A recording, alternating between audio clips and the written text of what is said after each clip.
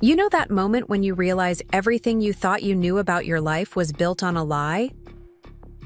For me, that moment came on Christmas Eve, standing in my kitchen, staring at my husband's phone. I wasn't trying to snoop. I'm not that kind of person. But when Ryan's phone kept buzzing while he was supposedly upstairs with a terrible stomach bug, and I saw Jason's name flash across the screen repeatedly, something made me look. That single decision shattered the perfect snow globe of my life into a million glittering pieces. My name's Hannah Mitchell, and until last Christmas, I thought I had everything figured out. A marketing job I loved in downtown Denver, a modern townhouse in Cherry Creek that Ryan and I had spent years making our own, and what I believed was a rock-solid marriage. The kind where you finish each other's sentences and know exactly how the other takes their coffee. Ryan was the guy who'd sweep snow off my car on cold Colorado mornings before I headed to work, the man who'd surprised me with a trip to Europe for our 5th anniversary. At least, that's who I thought he was. I remember that morning so clearly. December 24th, the kitchen counter covered in cookie dough and flour as I prepared for our annual family Christmas celebration. The Rocky Mountains were visible through our window, their peaks dusted with fresh snow, looking like something straight off a holiday card. My sister Emma had already texted me 5 times about bringing the right wine for Mom's turkey, and I could practically hear my dad's terrible Christmas jokes already. Everything was perfect, or so I thought. Ryan had been acting strange for weeks leading up to Christmas. Little things at first. Working late more often, being distracted during dinner, taking calls in another room. I brushed it off as end-of-year stress at his tech startup.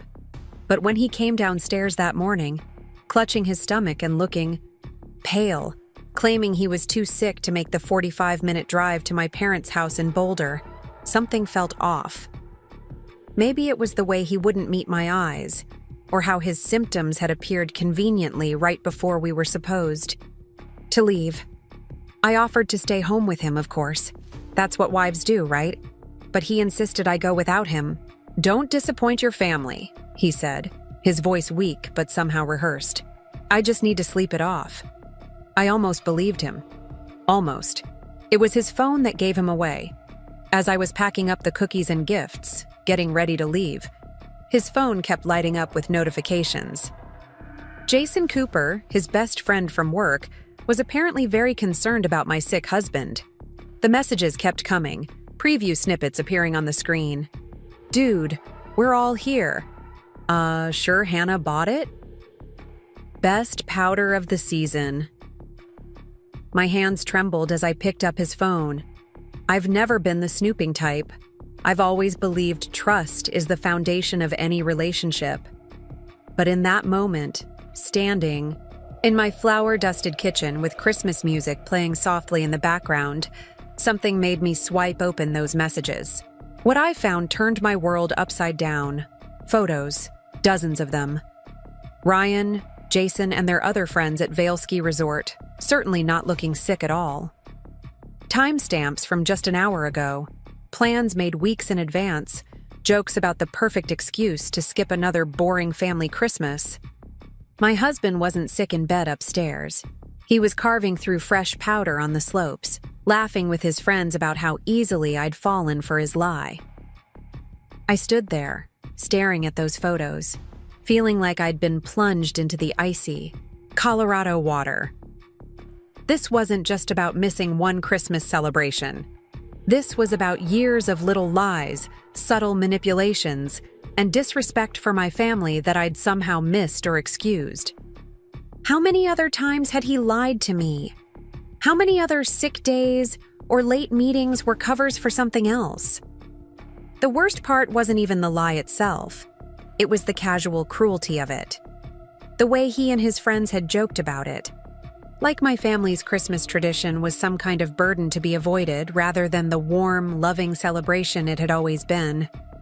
I thought about my mom staying up late to prepare her famous turkey, my dad carefully selecting wines to pair with dinner, Emma and her husband driving in from Fort Collins with their kids, all of them expecting us, looking forward to having the whole family together, I didn't confront him right away.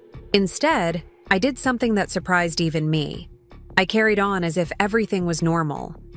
I climbed the stairs to our bedroom, where I could hear him fake coughing as soon as my footsteps creaked on the floorboards. "I'm heading out, honey."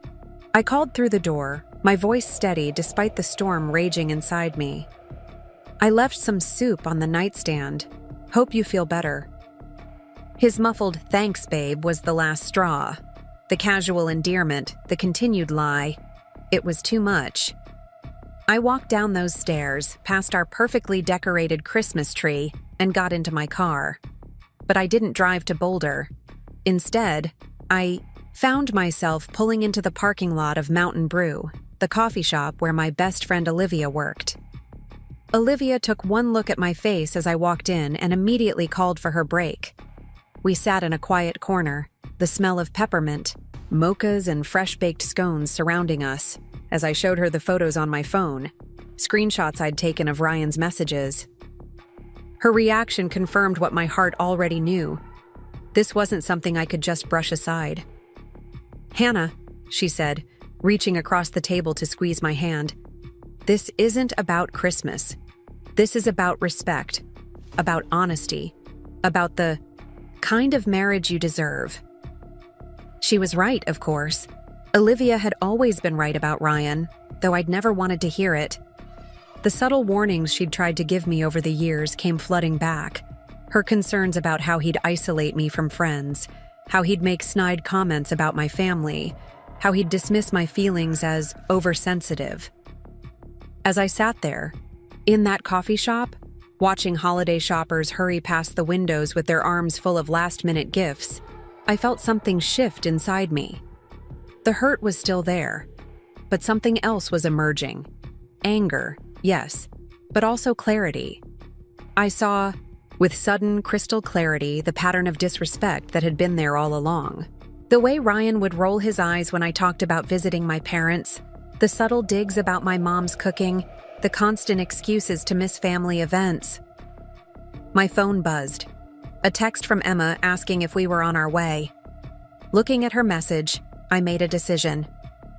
I wasn't going to let Ryan's lies ruin another family moment. I texted back that I'd be there soon, just me. "Ryan's sick," I wrote, the words tasting bitter even in text form. I'd deal with him later, but right now, I needed my family. The drive to Boulder was a blur of swirling snow and tangled thoughts.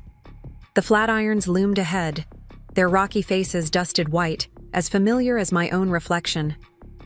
I'd grown up in their shadow, learned to ski on these slopes, celebrated countless Christmases with their silhouette in the background.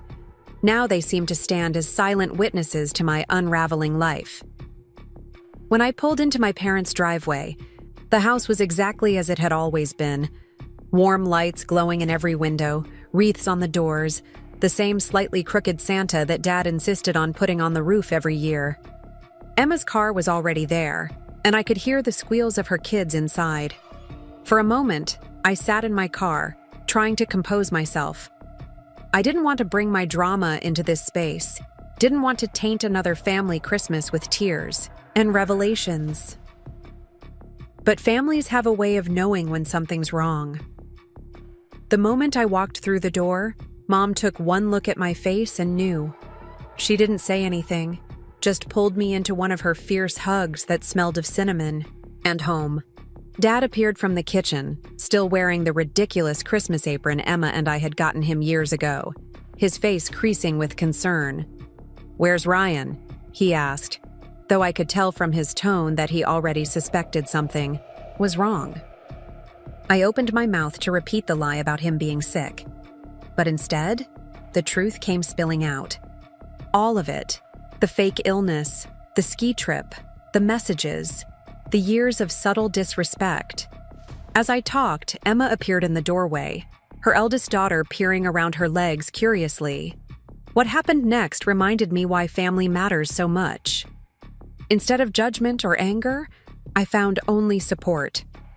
Mom made hot chocolate with extra marshmallows, just like when we were kids. Dad built a fire in the fireplace, its warmth chasing away the Colorado chill. Emma sent her kids to play upstairs and sat with me on the couch, holding my hand as I cried. "I feel so stupid," I whispered, watching the flames dance. "How did I not see it before?" "Love makes us want to believe the best in people," Mom said, her voice gentle but firm. "That's not stupidity, Hannah. That's having a good heart." As the day went on, surrounded by the love and warmth of my family, I felt something unexpected. Relief. Relief at no longer having to make excuses for Ryan's behavior. Relief at being able to just be myself with the people who knew and loved me best. We still had our traditional Christmas Eve dinner, still opened one present each before bed, a tradition from our childhood, still sang carols badly and laughed at Dad's terrible jokes. It wasn't the Christmas I'd planned, but sitting there, with my family, watching the snow fall outside and feeling the weight of truth finally spoken, I realized something important. Preparing and narrating this story took us a lot of time, so if you are enjoying it, subscribe to our channel. It means a lot to us. Now back to the story. Sometimes the greatest gift we can give ourselves is the courage to face reality, even when it hurts. Ryan's lie about being sick wasn't just about missing one family Christmas. It was about the kind of life I wanted to live, the kind of love I deserved. As the evening wound down, my phone lit up with a text from Ryan. "Feeling any better?" The casual continuation of his lie made something harden inside me. I didn't respond. Instead, I helped Mom clean up the kitchen, listened to Emma's girls sing Christmas carols, and allowed myself to be present in this moment with my real family. The people who would never lie about being sick just to avoid spending time with me. That Christmas Eve changed everything, though not in the way Ryan's ski trip pictures might suggest. It wasn't just about catching him in a lie. It was about finally seeing the truth about our relationship, about the kind of partnership I deserved, about the importance of family and genuine connection. As I lay in my old bedroom that night, listening to the familiar creaks of my parents' house and the distant sound of carolers somewhere in the neighborhood, I made myself a promise. This would be the last Christmas I spent making excuses for someone who didn't value what mattered to me. The last time I'd accept lies in place of love. If you've ever found yourself making excuses for someone who doesn't deserve them, know that you're not alone. Sometimes the bravest thing we can do is face the truth, even when it hurts. Christmas might be about tradition, but it's also about authenticity, about being with people who truly want to be with you. Don't forget to subscribe and hit that notification bell to hear what happened next, because believe me, this was just the beginning of my story. Sometimes the best gifts don't come wrapped in pretty paper, but in moments of clarity that change our lives forever. Morning came with the gentle whisper of falling snow outside my childhood bedroom window, the familiar weight of Mom's hand-quilted blanket, and the distant aroma of brewing coffee brought a momentary peace before reality crashed back in. My phone showed 15 missed calls from Ryan, each one making my stomach twist a little tighter. The last one had come in at 3 a.m. He must have finally returned from his ski adventure to find an empty house and a cold pot of get-well soup on the nightstand. The house was quiet as I made my way downstairs, each creaking floorboard a familiar note in the symphony of home. Dad was already up, standing at the kitchen window with his Denver Broncos mug, watching cardinals flit around the bird feeder he'd built last summer. He didn't turn when I entered, just reached for another mug and poured me coffee, adding just the right amount of cream. Some things fathers never forget. "Your mother's still sleeping," he said softly, finally turning to face me. "She was up, late, worried about you." The guilt must have shown on my face because he quickly added, "Not that you need to feel bad about that. Worrying is what mothers do best, especially on Christmas morning." I sank into one of the kitchen chairs, wrapping my hands around the warm mug. Through the window, I could see the neighbors' Christmas lights still twinkling in the pre-dawn.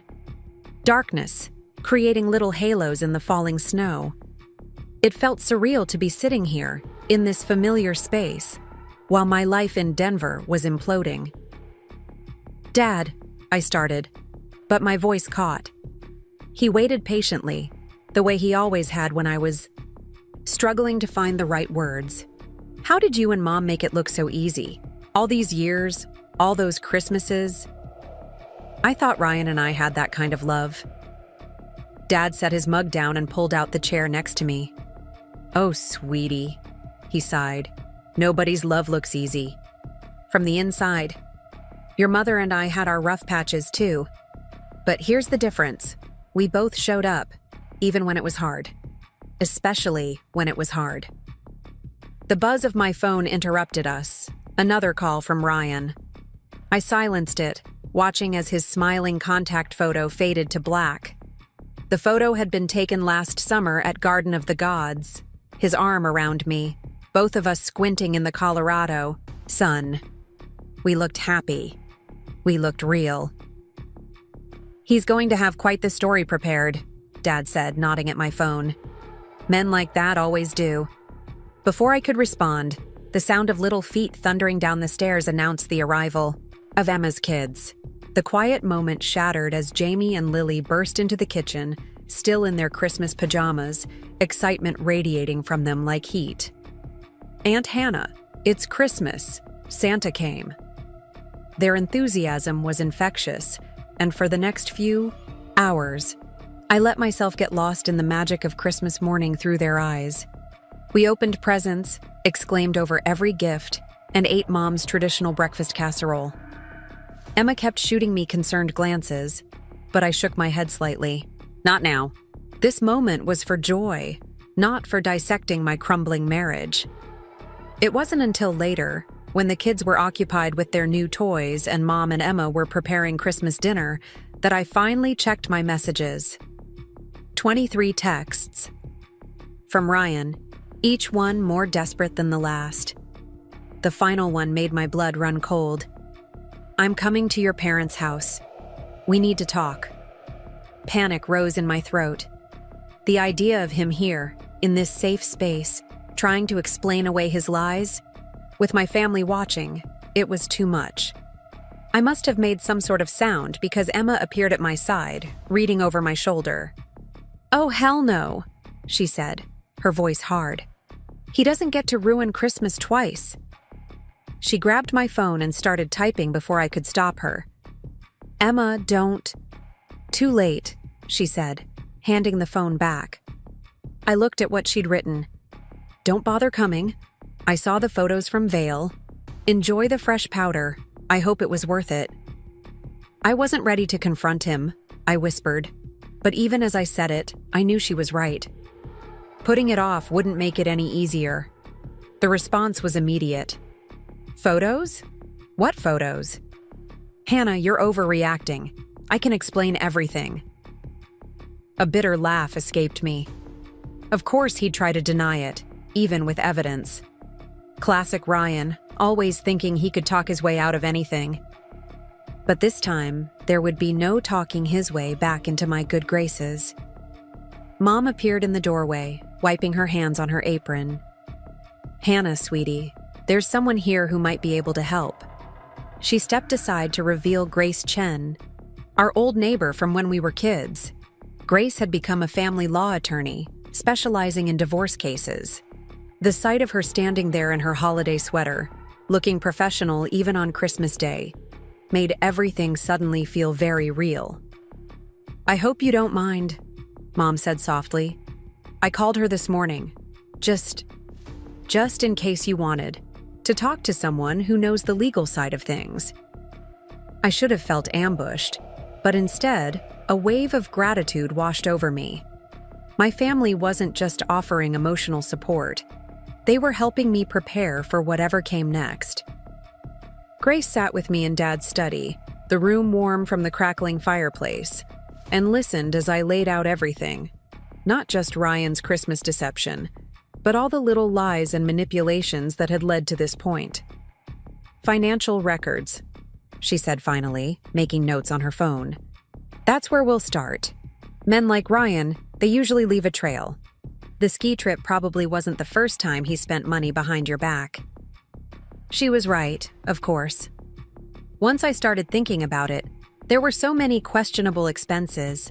So many times Ryan had been vague about where money was going. Had I been naive or just willfully blind? The sound of a car door slamming outside made us all freeze. Through the study window, I could see Ryan's Tesla parked at the curb, its sleek black surface dusted with snow. He'd actually done it, driven all the way to Boulder, probably breaking several speed limits in the process. "You don't have to talk to him," Grace said firmly. In fact, I'd advise against it right now. But I was already standing, smoothing down my Christmas sweater with trembling hands. "Yes, I do," I said. "But not alone." Emma appeared at my side, her hand slipping into mine. "Never alone," she agreed. Dad moved to stand by the front door, his expression stern.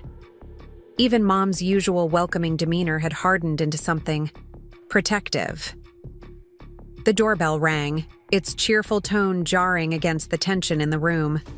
Through the frosted glass, I could see Ryan's silhouette, shifting from foot to foot the way he did when he was nervous. For a moment, I was transported back to another Christmas years ago, when he'd stood on this same porch, asking my father's blessing to propose. Dad opened the door, but didn't step aside to let Ryan in. "Now's not a good time," he said, his voice carrying an authority I remembered from my teenage years. "With all due respect, sir," Ryan started, trying to peer around Dad's shoulder. "I need to speak to my wife." "Your wife," Emma called out, not bothering to hide her disdain, "doesn't want to speak to you. How was the skiing?" Ryan's face went pale, then red. "Hannah," he called out, "baby, please. This is all a misunderstanding. If you'd just let me explain." I stepped forward, feeling stronger with my family around me. "Explain what, Ryan? The fake illness? The secret ski trip? The texts joking about how gullible I am?" My voice was steady, surprising even me. "Or should we go back further? Explain all the other lies? All the times you've manipulated me?" He had the audacity to look wounded. "I never meant to hurt you. The guys had been planning this trip for months, and I knew you'd be upset if I missed Christmas with your family. I just wanted to avoid an argument." "So you lied," I said flatly. "You made me feel guilty for wanting to leave my sick husband alone on Christmas.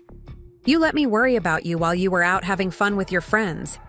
Do you have any idea how cruel that is?" "It was just one Christmas," he protested weakly. "No," I said, feeling clarity wash over me like a wave. "It was just the last Christmas, the last lie. The last time I let you make me feel like I'm asking for too much by wanting my husband to be part of my family." Grace stepped forward then, her presence adding weight to my words. "Mr. Mitchell, I suggest you leave now. Any further communication can go through proper legal channels." Ryan's eyes widened as he recognized her. "Legal channels? Hannah, you can't be serious. Over one little white lie?" "It wasn't little, and it wasn't white," I said. "It was calculated, cruel, and it showed me exactly who you are. Someone who would rather lie than deal with reality. Someone who doesn't respect me or my family enough to be honest." The snow was falling harder now, collecting on Ryan's expensive coat. He looked lost, standing there on the porch where we'd shared so many moments. Part of me ached to comfort him, to fall back into familiar patterns, but a stronger part knew that this moment was necessary. Not just for me, but for him too. "Go home, Ryan," I said quietly. "I'll have my lawyer contact yours after the holidays." "This isn't you, Hannah," he tried one last time. "This isn't us. We can work through this." "No," I replied. "This is exactly me. Finally." I stepped back, and Dad closed the door firmly, shutting out the cold and my soon-to-be ex-husband.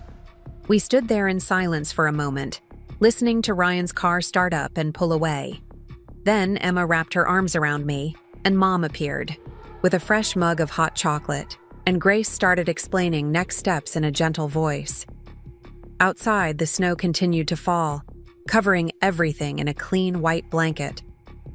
Later that night, after Grace had gone home with promises to meet next week, after the kids had finally crashed from their sugar high, after Mom and Emma had gone to bed, I sat with Dad by the fireplace.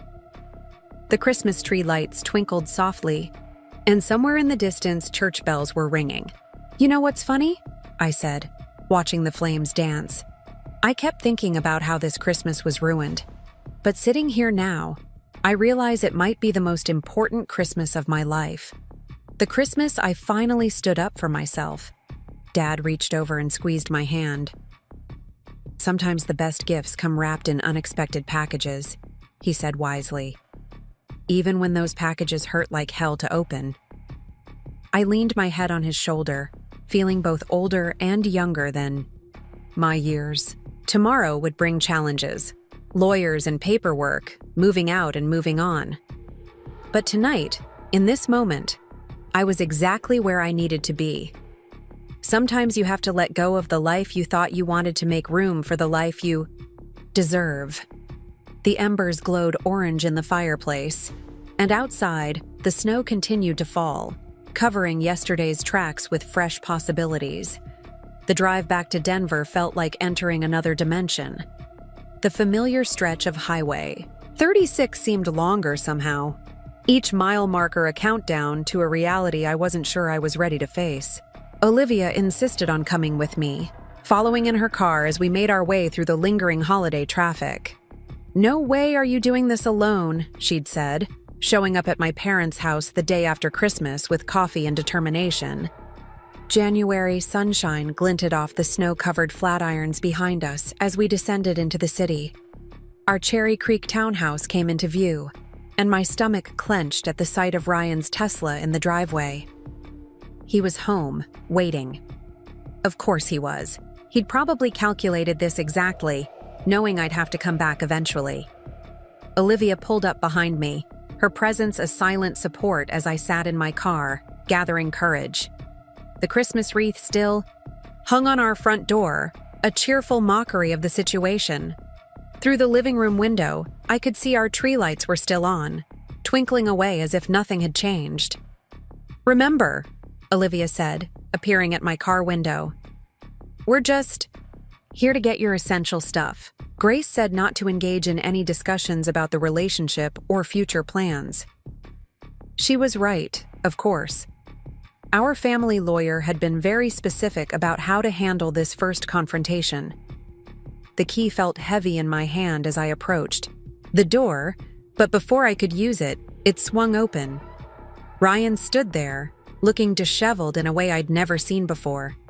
His usually perfectly styled hair was a mess, and he was wearing the same clothes from Christmas Day. "Hannah," he breathed, relief evident in his voice. "Thank God. I've been going crazy waiting for you to come home." "This isn't coming home," I said firmly, stepping past him into the foyer. The familiar scent of pine needles and cinnamon hit me, making my throat tight. "I'm just here to get some things." He noticed Olivia then, his expression hardening. "I should have known you'd bring her, always filling your head with ideas about our marriage." "The only one filling her head with anything is you, Ryan," Olivia shot back, with lies and manipulation. I headed straight for the stairs, trying to ignore the wave of memories that hit me with each step. The photos on the wall seemed to mock me now. Happy moments that felt tainted by what I now knew. Our wedding photo, vacation snapshots, holiday portraits that showed us smiling, while beneath the surface, cracks had been forming. "Hannah, please," Ryan called from behind me. "Can we just talk about this? I know I messed up with the ski trip, but isn't divorce a bit extreme?" I paused halfway up the stairs, turning to face him. "The ski trip was just the final straw, Ryan. It made me see everything else clearly for the first time." "Everything else?" He had the audacity to look confused. "What are you talking about?" I continued up to our bedroom, pulling out the suitcase from under the bed. The one we'd used for our anniversary trip to Europe last year. Another memory that felt different now. How many lies had been hidden behind those perfect moments? As I started packing, Ryan hovered in the doorway, watching. "You're being irrational," he said finally. "This isn't like you, Hannah.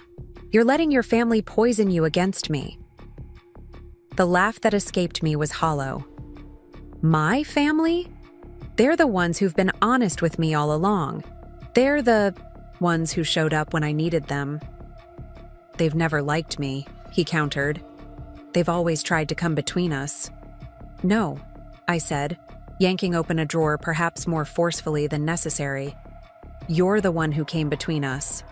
Every time you made an excuse to skip family events, every time you rolled your eyes when I talked about visiting them, every time you made me feel guilty for wanting to spend time with the people I love." Olivia appeared behind Ryan, her arms full of toiletries from the bathroom. "Here's your stuff," she said, placing them in my suitcase. Her presence seemed to agitate Ryan further. "This is private," he snapped at her. "Between me and my wife." "Ex-wife," I corrected, the words tasting strange but necessary. "And nothing's private anymore, Ryan. Not after you shared our marriage problems with your skiing buddies, making jokes about how easily you could deceive me." He ran his hands through his hair, a gesture I once found endearing but now saw as calculated, part of his arsenal of manipulative moves. "Those were just jokes, Hannah. Guy talk. You're taking everything so personally." "Personally?" I stopped packing to stare at him. "You lied to my face. You manipulated my feelings. You turned my concern for you into a tool to get what you wanted. How else should I take it?" Moving to the closet, I started pulling out clothes, trying not to notice how our hangers alternated. His suits next to my dresses, a visual representation of our intertwined lives. Each item I removed left a gap, like missing teeth in a smile. "What about the house?" he asked, changing tactics. "The life we've built here? You're just going to throw it all away?" "The house?" I turned to face him. "You mean the house we bought with the money from my grandfather's inheritance? The one you insisted we put in your name for tax purposes?" Grace's preliminary investigation had already turned up some interesting findings about our property arrangements. Ryan's face changed, a flicker of something worry crossing his features. "That was just smart financial planning. You agreed to it." "I agreed to a lot of things, Ryan, because I trusted you, because I thought we were partners." I zipped up the suitcase, the finality of the sound echoing in the room. But partners don't lie to each other. They don't manipulate each other. And they certainly don't mock each other behind their backs.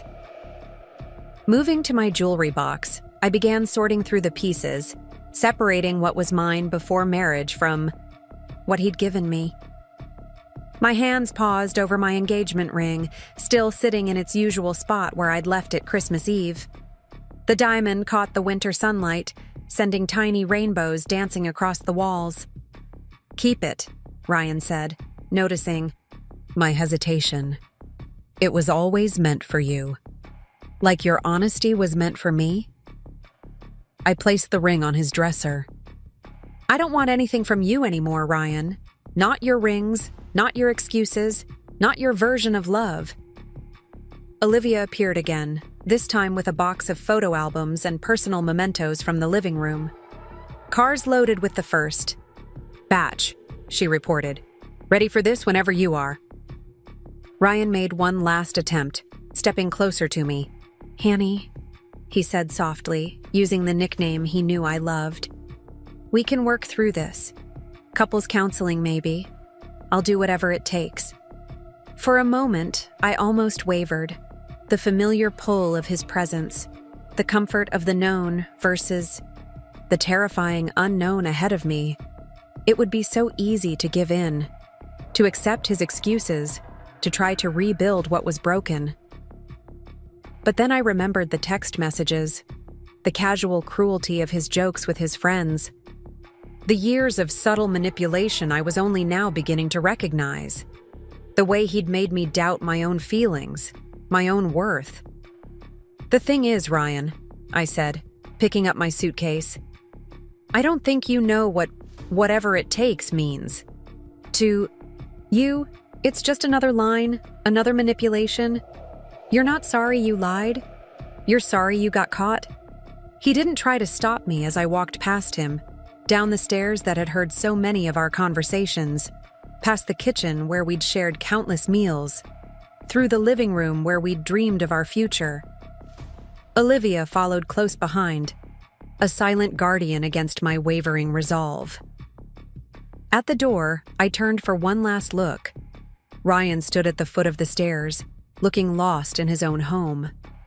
For a moment, I saw him as he truly was. Not the confident, successful man I'd married, but someone who had built his life on carefully constructed lies. "I'll have Grace contact your lawyer about arrangements for the rest of my things," I said, my voice steady. "Please don't try to contact me directly." Outside, the January air was crisp and clean, burning my lungs as I took deep breaths. Olivia squeezed my shoulder before heading to her car, giving me a moment alone. I looked up at the house, our house, with its perfect exterior and its hollow heart. Like our marriage, it had looked beautiful from the outside. But foundations built, on lies eventually crumble, no matter how pretty the facade. The drive to Olivia's place was quiet, my mind too full for conversation.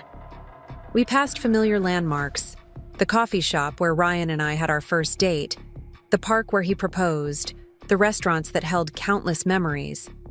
Each one felt different now, viewed through the lens of truth. It wasn't until we were unloading the cars that I finally broke down, sitting among boxes of my dismantled life on Olivia's driveway. She held me while I cried, my tears freezing in the winter air. "You know what the worst part is?" I managed between sobs. "I keep thinking about all the red flags I ignored, all the times I made excuses for him. How did I not see it?" "Because you saw what you wanted to see," Olivia said gently. "What he wanted you to see. That's what manipulators do. They show you a reflection of your own hopes." Looking up at the winter sky, so bright and clear it hurt, I realized she was right. I had been complicit in my own deception, choosing to believe the beautiful lie over the ugly truth. But that was over now. As we carried boxes into Olivia's guest room, my new temporary home, my phone buzzed with a text from Emma. "How are you holding up, sis?" Attached was a photo from Christmas morning, me surrounded by family, smiling despite everything. That's when it hit me. I wasn't just leaving a house or a marriage. I was leaving behind a version of myself that I'd outgrown. The Hannah who made excuses, who accepted lies, who put everyone else's feelings before her own. She was staying behind in that Cherry Creek townhouse with its perfect Christmas wreath and its foundation of deception. The woman unpacking her life into Olivia's guest room was someone new, someone stronger, someone who knew that real love doesn't require lies, that real partnership doesn't thrive on manipulation, that real happiness can't be built on a foundation of deception. Outside, Denver's winter sun was setting behind the mountains, painting the sky in shades of pink and gold. Another day ending, another beginning on the horizon. I might not know exactly what lay ahead, but for the first time in years, I was facing it with complete honesty, both with myself and the world. The truth might have arrived wrapped in pain, delivered on a Christmas morning I'd never forget. But it was still the greatest gift I could have received. Because sometimes, falling apart is just the first step to falling into place. Grace's office overlooked the Denver skyline, the mountains a pristine backdrop against the winter morning. 2 weeks had passed since I'd moved out, and each day brought new revelations. I sat across from her desk, watching as she spread documents across its polished surface, each paper another piece of the puzzle I'd been too blind to see. "We've been going through your financial records," Grace said, her voice carefully neutral. "There are some irregularities you need to be aware of." She slid a stack of bank statements toward me, certain transactions highlighted in yellow. Each mark felt like a tiny betrayal, a breadcrumb trail leading to a truth I wasn't sure I was ready to face. My eyes caught on a series of transfers to an account I didn't recognize. Regular payments, always on the 15th of each month, going back years. "What are these?" I asked, though something in my gut already knew the answer wouldn't be simple. "That's what we're trying to figure out," Grace replied, pulling up another document on her computer. "The account belongs to a holding company registered in Wyoming. Very private, very discreet. But here's where it gets interesting." She turned the screen toward me, showing property records. The company owns a condo in Vail, purchased 3 years ago. The room seemed to tilt slightly. 3 years ago? But Ryan always said we couldn't afford a vacation property. My mind flashed to all the times I'd suggested we invest in a mountain getaway, all the explanations about being financially prudent. "There's more," Grace continued, her expression softening. "The maintenance fees are split between two parties. Ryan's holding company and another owner." She paused, letting the implication sink in. A woman named Melissa Barrett. The name hit me like a physical blow. Melissa, Ryan's colleague from the tech startup, the one he'd always described as just a work friend. The one who'd attended our Christmas party last year, watching me with what I now realized had been thinly veiled amusement. "The payments," I said, my voice barely a whisper. "They're for the condo? Their secret love nest?" The words tasted bitter in my mouth. "It appears so," Grace confirmed. "And Hannah. There's evidence suggesting this arrangement predates your marriage." The room spun again, memories rearranging themselves like pieces of a kaleidoscope. The late nights at the office, the business trips that always seemed to coincide with ski season, the way he'd discouraged me from joining him for work events where she might be present. "I feel so stupid," I breathed, pressing my fingers to my temples. "All those times he said he was working late." "You're not stupid," Grace interrupted firmly. "You trusted your husband. That's what we're supposed to do in a marriage. He's the one who betrayed that trust." A knock at the door interrupted us, Grace's assistant with coffee. The familiar aroma helped ground me as I tried to process this new reality. Not just a lying husband, but a cheating one. Not just a Christmas deception, but years of calculated betrayal. "What do we do with this information?" I asked finally, wrapping my hands around the warm mug. "We use it," Grace said simply. "Colorado is a no-fault divorce state, but evidence of hidden assets and infidelity can impact property division, especially given the circumstances of how the condo was purchased." My phone buzzed. A text from Olivia asking how the meeting was going. Sweet, loyal Olivia, who'd given up her guest room without hesitation, who'd held me through countless crying sessions, who'd never once said, "I told you so," even though she'd had suspicions about Ryan for years. "I want everything," I heard myself say, surprising both Grace and myself with the steel in my voice. "Not because I'm greedy, but because he needs to face consequences. Real ones." Grace nodded, a slight smile playing at her lips. "That's what I wanted to hear. Now let's talk strategy." The next hour was a blur of legal terms and planning. By the time I left Grace's office, my head was spinning with information, but my heart felt oddly lighter. Knowledge, even painful knowledge, was power. The January afternoon was bright but bitter cold as I walked through downtown Denver. I had time before my shift at the bookstore. A part-time job I'd taken not for the money, but for the sense of purpose it gave my days. My feet carried me to Union Station, its grand architecture a testament to journeys begun and ended.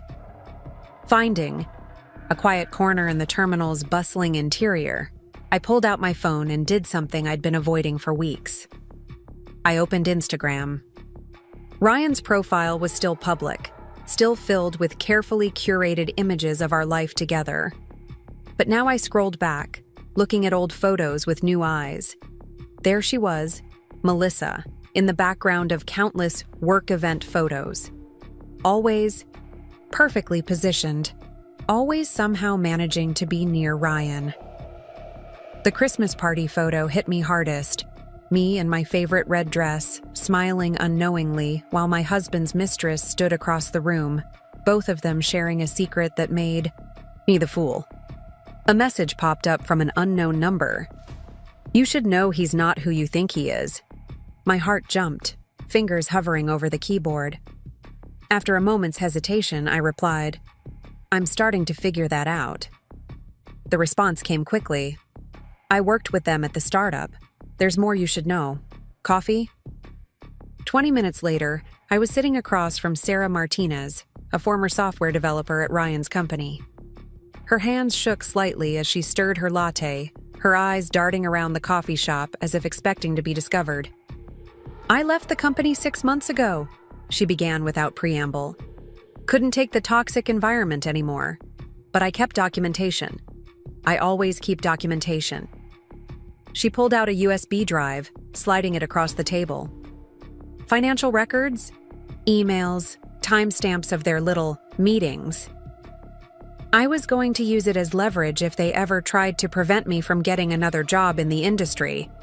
But when I saw you'd filed for divorce, she shrugged. "Maybe you can use it better than I can." I stared at the tiny drive, knowing it contained yet more evidence of my husband's duplicity. "Why are you helping me?" Sarah's expression hardened. "Because I watched them laugh about you. At office parties and meetings. They thought they were so clever, so above it all. It made me sick." She stood, gathering her things. "Just make him pay, okay?" The USB drive felt heavy in my pocket as I walked to work, my mind racing with possibilities. Grace would want to see its contents, of course, but part of me wondered if I really needed more proof of Ryan's betrayal. Wasn't the Christmas lie enough? The condo? The years of deception? The bookstore was quiet when I arrived, its rows of shelves offering their usual comfort. I'd taken the job on a whim, needing something to fill my days that had nothing to do with my old life. The owner, Eleanor, had hired me on the spot, somehow sensing I needed more than just employment. "You look like you've seen a ghost," she commented as I hung up my coat.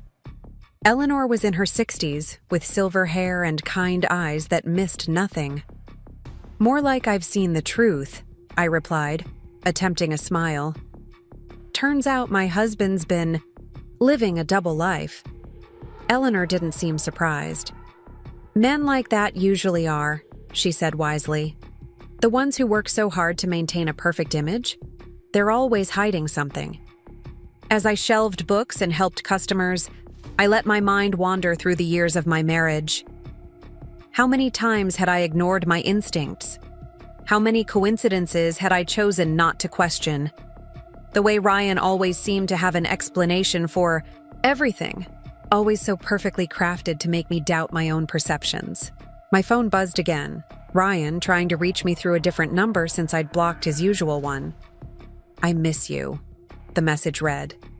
"The house feels empty without you. Can't we at least talk?" I showed the message to Eleanor during our afternoon break. She adjusted her reading glasses, frowning at the screen. "Notice how it's all about him?" she observed. "How he feels, what he wants. Not a word about your feelings or needs." She was right, of course. Even now, Ryan was trying to manipulate the situation, to make it about his pain, his loneliness. The old Hannah would have felt guilty, would have been tempted to respond. But I wasn't that person anymore. Instead, I forwarded the message to Grace and blocked this number too. Then I threw myself into reorganizing the poetry section, letting Frost and Dickinson and Oliver speak to me of truth and nature and the wild heart's wisdom. The sun was setting when I left work, casting long shadows across the city streets. My phone had been mercifully quiet for hours, but as I approached Olivia's house, I saw a familiar car parked out front. Melissa's sleek BMW, impossible to mistake. She was leaning against the hood, wrapped in an expensive coat, looking every bit the successful tech executive. "Hello, Hannah," she said as I approached. "I think it's time we talked." My heart hammered in my chest, but my voice was steady when I replied, "I have nothing to say to you." "No?" She smiled, the expression not reaching her eyes. "Not even about the condo? The one you're trying to use against Ryan?" "You knew I existed," I said, the words bursting out before I could stop them. "You came to my home, drank my wine, watched me play the happy wife while you were sleeping with my husband." Melissa's smile widened. "Oh, honey, I didn't just know you existed. I knew exactly who you were, the trusting small-town girl Ryan married for her inheritance. The perfect cover while he built his real life. The cruelty of her words should have hurt, but instead, they filled me with an odd sense of calm." "Is that what he told you?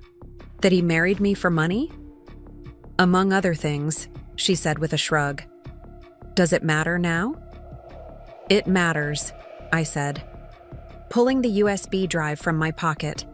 "Because I have proof of everything. The condo, the affair, the financial fraud, everything." For the first time, Melissa's composure cracked slightly. "What are you talking about?" "Sarah Martinez says." "Hello?" I replied, watching understanding dawn in her eyes. "Now get off my friend's property before I call the police." She left without another word, but her visit had confirmed something for me. They were scared. Ryan, Melissa, their whole carefully constructed house of cards was starting to wobble. Inside, Olivia was waiting with dinner and wine, ready to hear about my day. As I recounted everything, Grace's discoveries, Sarah's USB drive, Melissa's visit, I felt something shifting inside me. The last traces of doubt, of misplaced loyalty, were falling away. "You know what's strange?" I said, curled up on Olivia's couch later that night. "I'm not even sad anymore. I'm angry. And maybe that's better." "Anger can be clarifying," Olivia agreed. "It burns away the fog of manipulation." Looking out at the Denver night, the city lights twinkling like earthbound stars, I thought about the woman I'd been just weeks ago, the one who decorated a Christmas tree with her lying husband, who made excuses for his absences, who believed in a love that was never real. That woman was gone, transformed by truth and betrayal into someone stronger, clearer, more certain of her worth. The pain wasn't over, I knew that. There would be more revelations, more battles, more moments of doubt. But sitting there in my friend's warm living room, surrounded by boxes of my old life and plans for a new one, I felt something I hadn't expected. Hope. Not for reconciliation or second chances, but for the possibility of building something true from the ashes of all these lies. The night stretched out before me, full of possibilities I'd never imagined when I was Ryan's wife. Tomorrow would bring more meetings with Grace, more evidence to sort through, more steps toward freedom. But tonight, I let myself rest in the knowledge that the hardest part was over. I'd faced the truth and I'd survived. February arrived with a blanket of fresh snow and unexpected news. I was organizing new arrivals at the bookstore when Grace's name flashed across my phone screen. My heart quickened. She never called during business hours unless something important had happened. "We found something in the USB drive," she said without preamble. "Hannah, you need to come to my office. Now." Eleanor took one look at my face and shooed me out the door, telling me to take the rest of the day. The walk to Grace's office was a blur of swirling snow and racing thoughts. What could be so urgent that it couldn't wait? Grace wasn't alone when I arrived. A man in a crisp suit sat across from her desk, his expression grave. "Hannah, this is Marcus Wheeler from the SEC. Grace introduced him. "He's very interested in what we found in those files." My mouth went dry. The Securities and Exchange Commission? This was bigger than a cheating husband and a secret condo. Much bigger. "Mrs. Mitchell," Marcus began, then caught himself. "Ms. Thompson, sorry. We've been investigating your husband's company for some time. The information on that drive. It confirms what we suspected." The next hour was a crash course in securities fraud, insider trading, and corporate manipulation. Ryan hadn't just been lying to me about Melissa. He'd been lying to everyone. Using inside information to trade stocks, manipulating company valuations, creating fake accounts to hide money. "The condo was just the tip of the iceberg," Grace explained gently. "They were using it to launder money from their illegal trades. That's why it was purchased through shell companies." My head spun as I tried to process this information. The man I'd married, who'd seemed so successful, so honest in his business dealings, was nothing but a fraud. A criminal who'd built his fortune on lies and deception. "We'll need your cooperation," Marcus said, sliding a folder across the desk. "Your testimony could be crucial in building our case." I stared at the folder, thinking about all the dinner parties where Ryan had boasted about his business acumen, all the times he'd dismissed my questions about his work as too complicated for me to understand. Had any of it been real? "What do you need from me?" I heard myself ask. The snow had stopped by the time I left Grace's office, but the cold had settled deep into my bones. I walked aimlessly through downtown Denver, past the office buildings, where Ryan had built his house of cards, past the restaurants where we'd celebrated his supposed successes. My phone buzzed, Emma checking in as she did every day. "Hey, sis, you okay? You missed our morning text." I ducked into a coffee shop, ordering a lavender latte before calling her back. The warmth of the cup in my hands helped steady me as I told her everything. "That absolute bastard," Emma breathed when I finished. "Hannah, you know what this means, right? He didn't just lie to you about Christmas or Melissa. He lied about everything." "I know," I said, watching people hurry, past the window, wrapped up in their own lives, their own truths and lies. The funny thing is, I'm not even surprised anymore. It's like, once you see through one lie, all the others become clear too. "Mom and Dad are going to flip," Emma said. "Especially Dad. You know how he feels about financial fraud. Our father, with his strict moral code and unwavering honesty in his own business dealings, would indeed be devastated.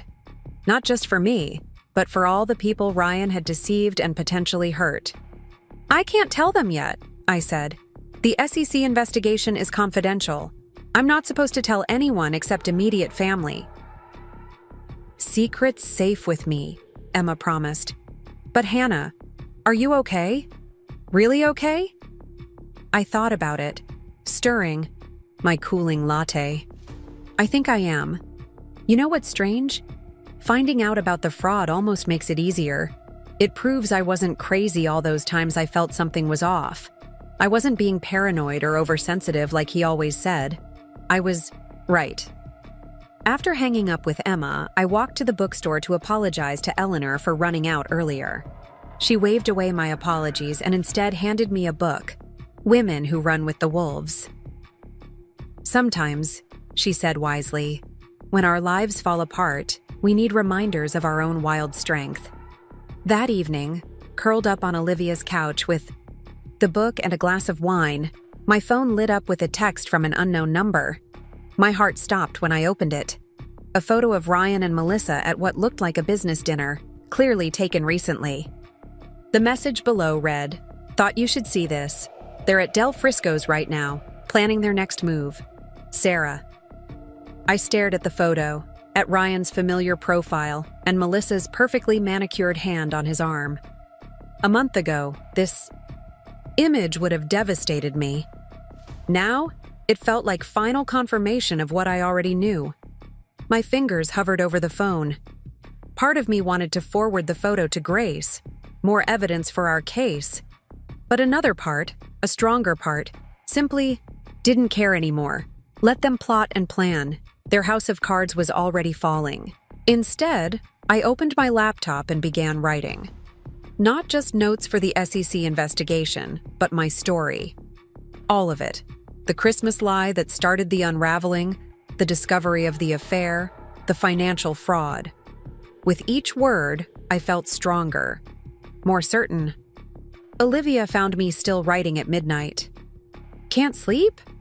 she asked, settling beside me with her own glass of wine. "Actually, I'm more awake than I've been in years," I replied, showing her what I'd written. I think I need to tell this story, not just for me, but for other women who might be living their own versions of this lie." She read in silence, then looked at me with tears in her eyes. "You know what I love about this? You're not writing yourself as a victim. You're writing yourself as what you are, a survivor who's reclaiming her power." The next morning, I woke early and drove to Boulder, needing to see the mountains, to remind myself of what endurance looked like. The Flatirons stood stark against the winter sky, unchanged by human dramas and deceptions. My phone buzzed, Grace asking me to come in again. More documents had been found, more evidence of Ryan's deceptions. But for the first time, I didn't feel that familiar twist of anxiety in my stomach. Instead, I felt ready. Ready to face whatever came next. Ready to tell my truth. Ready to help bring justice to all the people Ryan had deceived. At a red light, I caught my reflection in the rearview mirror. The woman looking back at me wasn't the same one who had stood in her kitchen on Christmas Eve, discovering her husband's lies. This woman had weathered storms and emerged stronger. This woman knew her worth.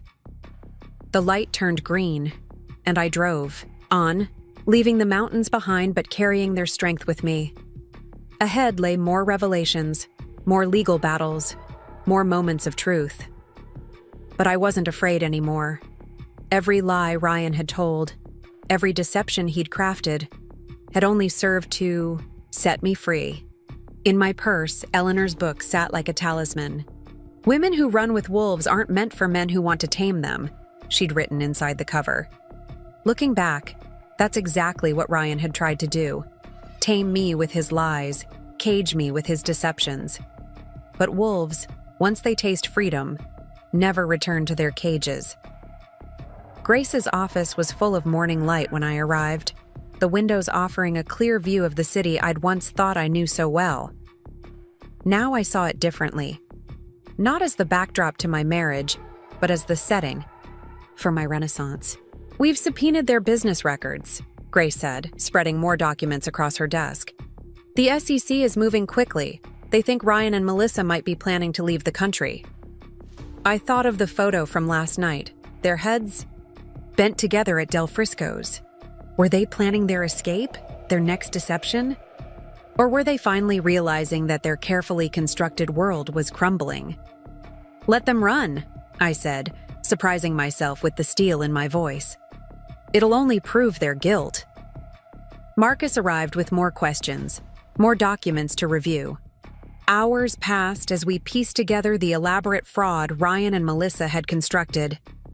Each revelation should have hurt, should have made me question everything about my past. Instead, I felt oddly detached, like I was reading about strangers.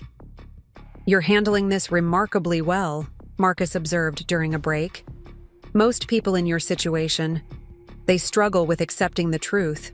I thought about that as I walked home that evening, taking the long way through Washington Park. The truth had been there all along, hadn't it? In Ryan's subtle manipulations, in his careful lies, in the way he'd always made me doubt myself.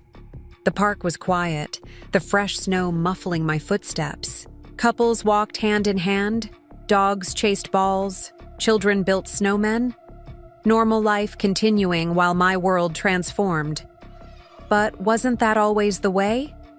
We think our personal earthquakes should shake the whole world, but they only shake us free.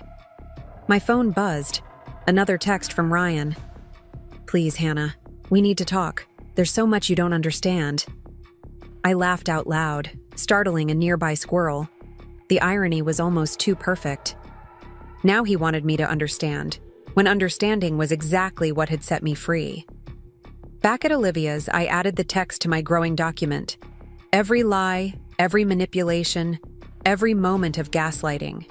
It was all there in black and white. Not just a record for the SEC, but a map of my journey from deception to truth. "You should publish it," Olivia said, reading over my shoulder. "Your story could help so many women." "Maybe," I said, thinking of all the other wives out there, living with their own Ryans, believing their own lies. But first, I need to finish living it. The night deepened around us, stars appearing one by one above the city. Somewhere out there, Ryan and Melissa were probably still plotting, still believing they could talk or charm or lie their way out of this situation. But their time was running out. As for me, my time was just beginning. Every revelation, every piece of evidence, every moment of clarity was a step towards something new, something true, something entirely my own. The woman who had believed Ryan's Christmas lie was gone. In her place stood someone stronger, someone who knew that the greatest gift we can give ourselves is the courage to face the truth, no matter how much it hurts. Tomorrow would bring more meetings, more documents, more pieces of the puzzle. But tonight, I sat with my truth, with my strength, with the knowledge that sometimes the end of a lie is just the beginning of a better story. The news broke on a Wednesday morning. I was arranging travel books at Eleanor's shop when my phone exploded with notifications. The headline from the Denver Post said it all. Local tech executive indicted in multi-million-dollar securities fraud. Ryan's company photo stared back at me from the screen, his confident smile now seeming more like a smirk. Eleanor appeared, at my elbow with a steaming mug of tea. "I think you might need something stronger than Earl Grey, but this will have to do for now."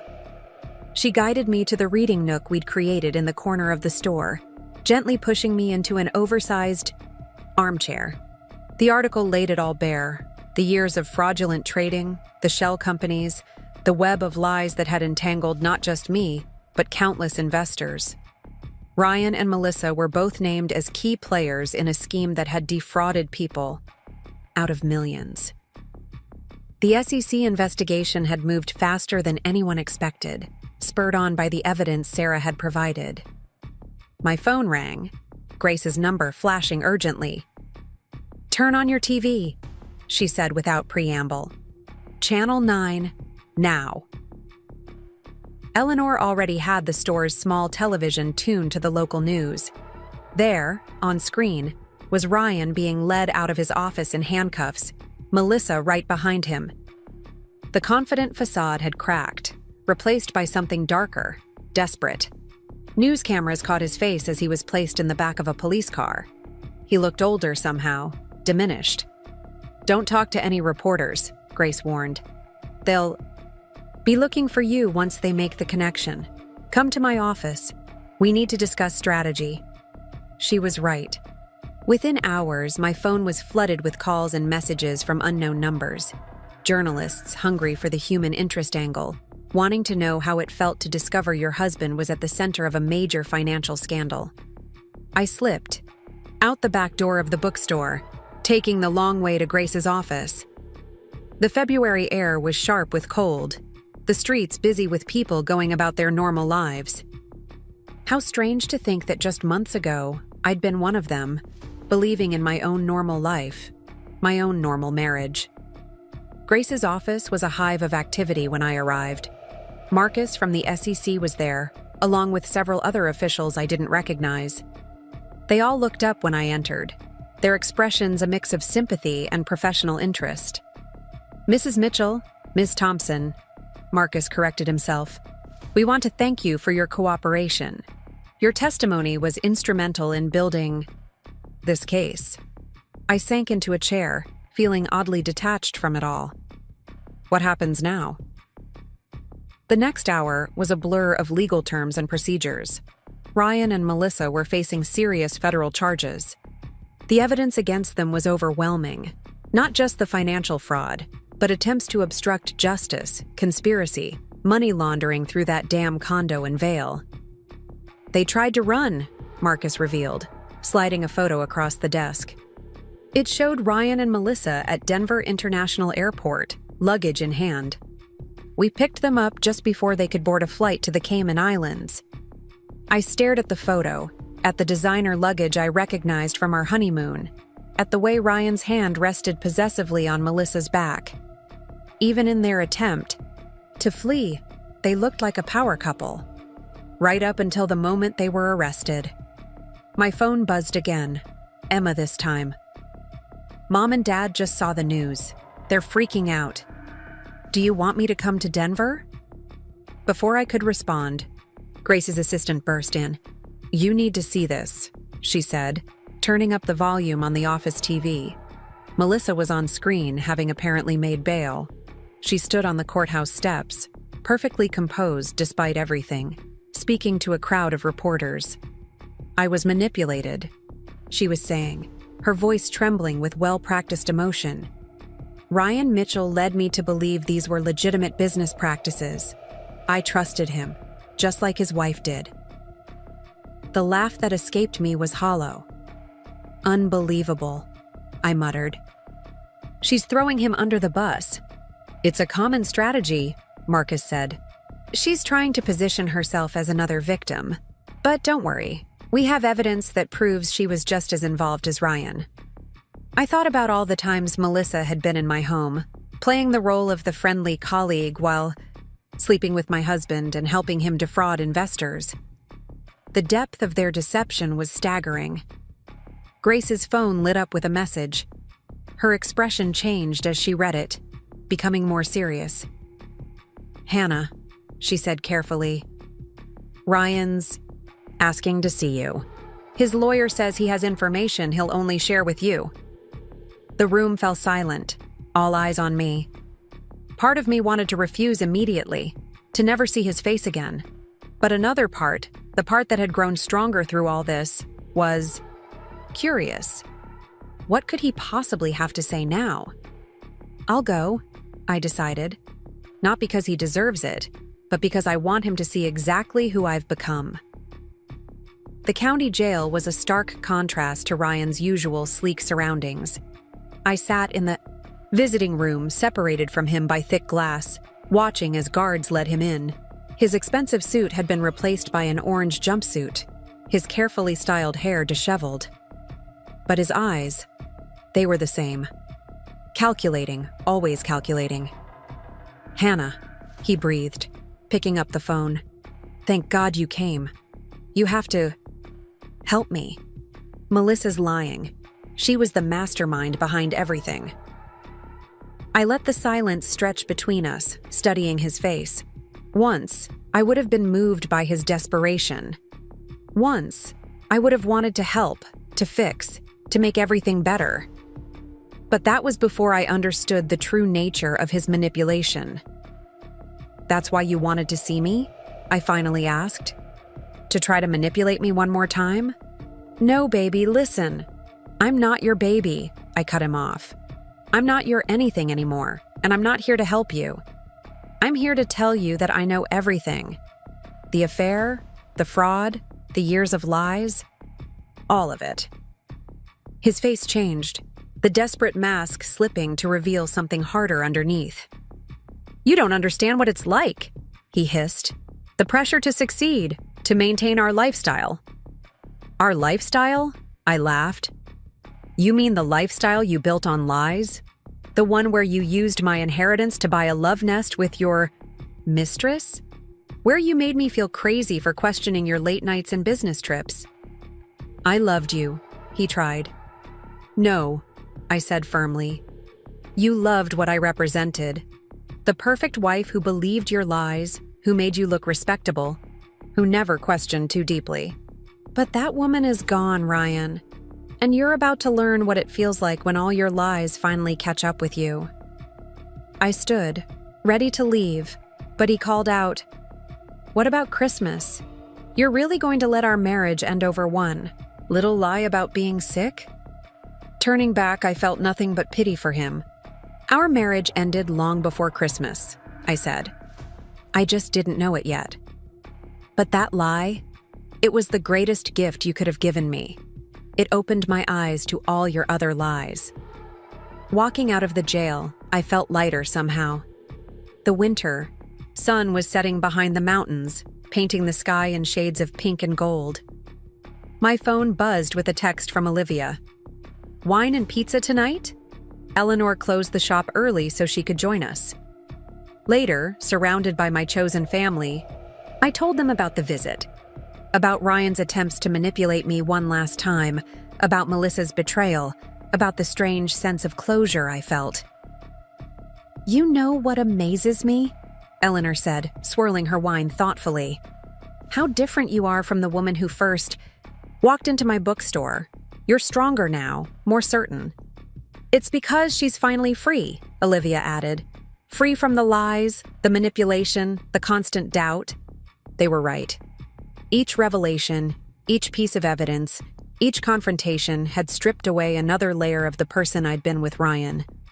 The woman who'd discovered his Christmas lie seemed like a stranger now, someone who had lived in a beautiful cage without realizing it was a cage at all. My phone lit up with another news alert. Second tech executive arrested in fraud case. Melissa Barrett taken into custody after new evidence emerges. The photo showed her being led away in handcuffs, her perfect composure finally cracking. "Justice," Emma texted moments later. "Both snakes going down." But it wasn't about justice, not really. It was about truth, the kind that sets you free, even when it hurts. The kind that forces you to grow, to change, to become someone stronger than you ever thought possible. Outside, Denver's lights twinkled against the dark mountain sky. Somewhere in a jail cell, Ryan was facing his own truths, his own consequences. Somewhere in another cell, Melissa was learning that betrayal works both ways. And here, in this warm room filled with love and understanding, I was exactly where I needed to be. The journey hadn't been easy, from that Christmas morning discovery to federal indictments, from heartbreak to healing. But it had led me home. Not to a place, but to myself. Eleanor raised her glass in a toast. "To truth," she said simply. "To truth," we echoed, and in that moment, I knew with absolute certainty that the best chapters of my story were still to come.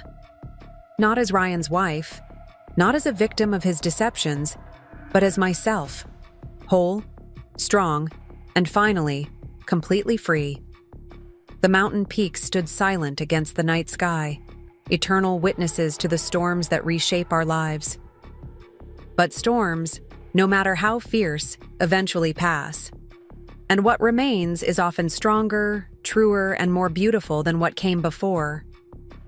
Spring came early to Denver that year, bringing with it unexpected changes.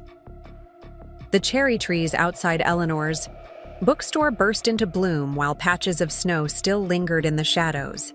I stood at the store window, watching pink petals dance on the March breeze, when my real estate agent called. "The townhouse sale is final," Maria announced. "Given everything that's happened, we got an amazing price." She wasn't exaggerating.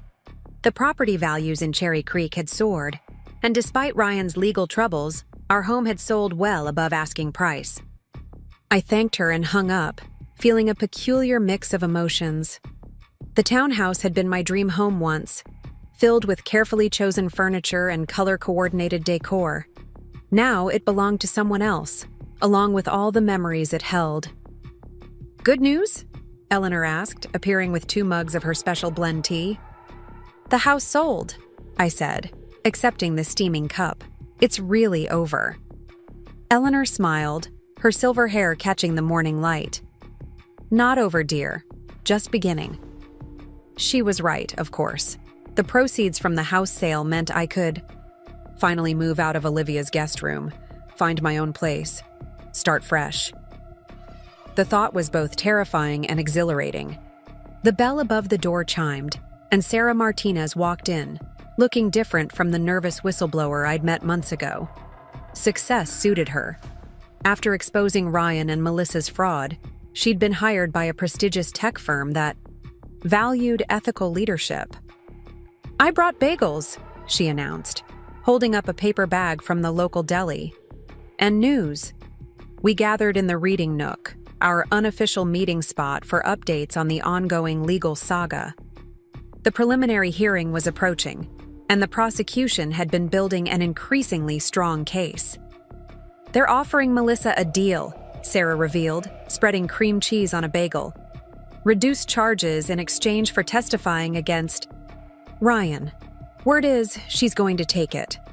I absorbed this information, surprised by my own lack of reaction.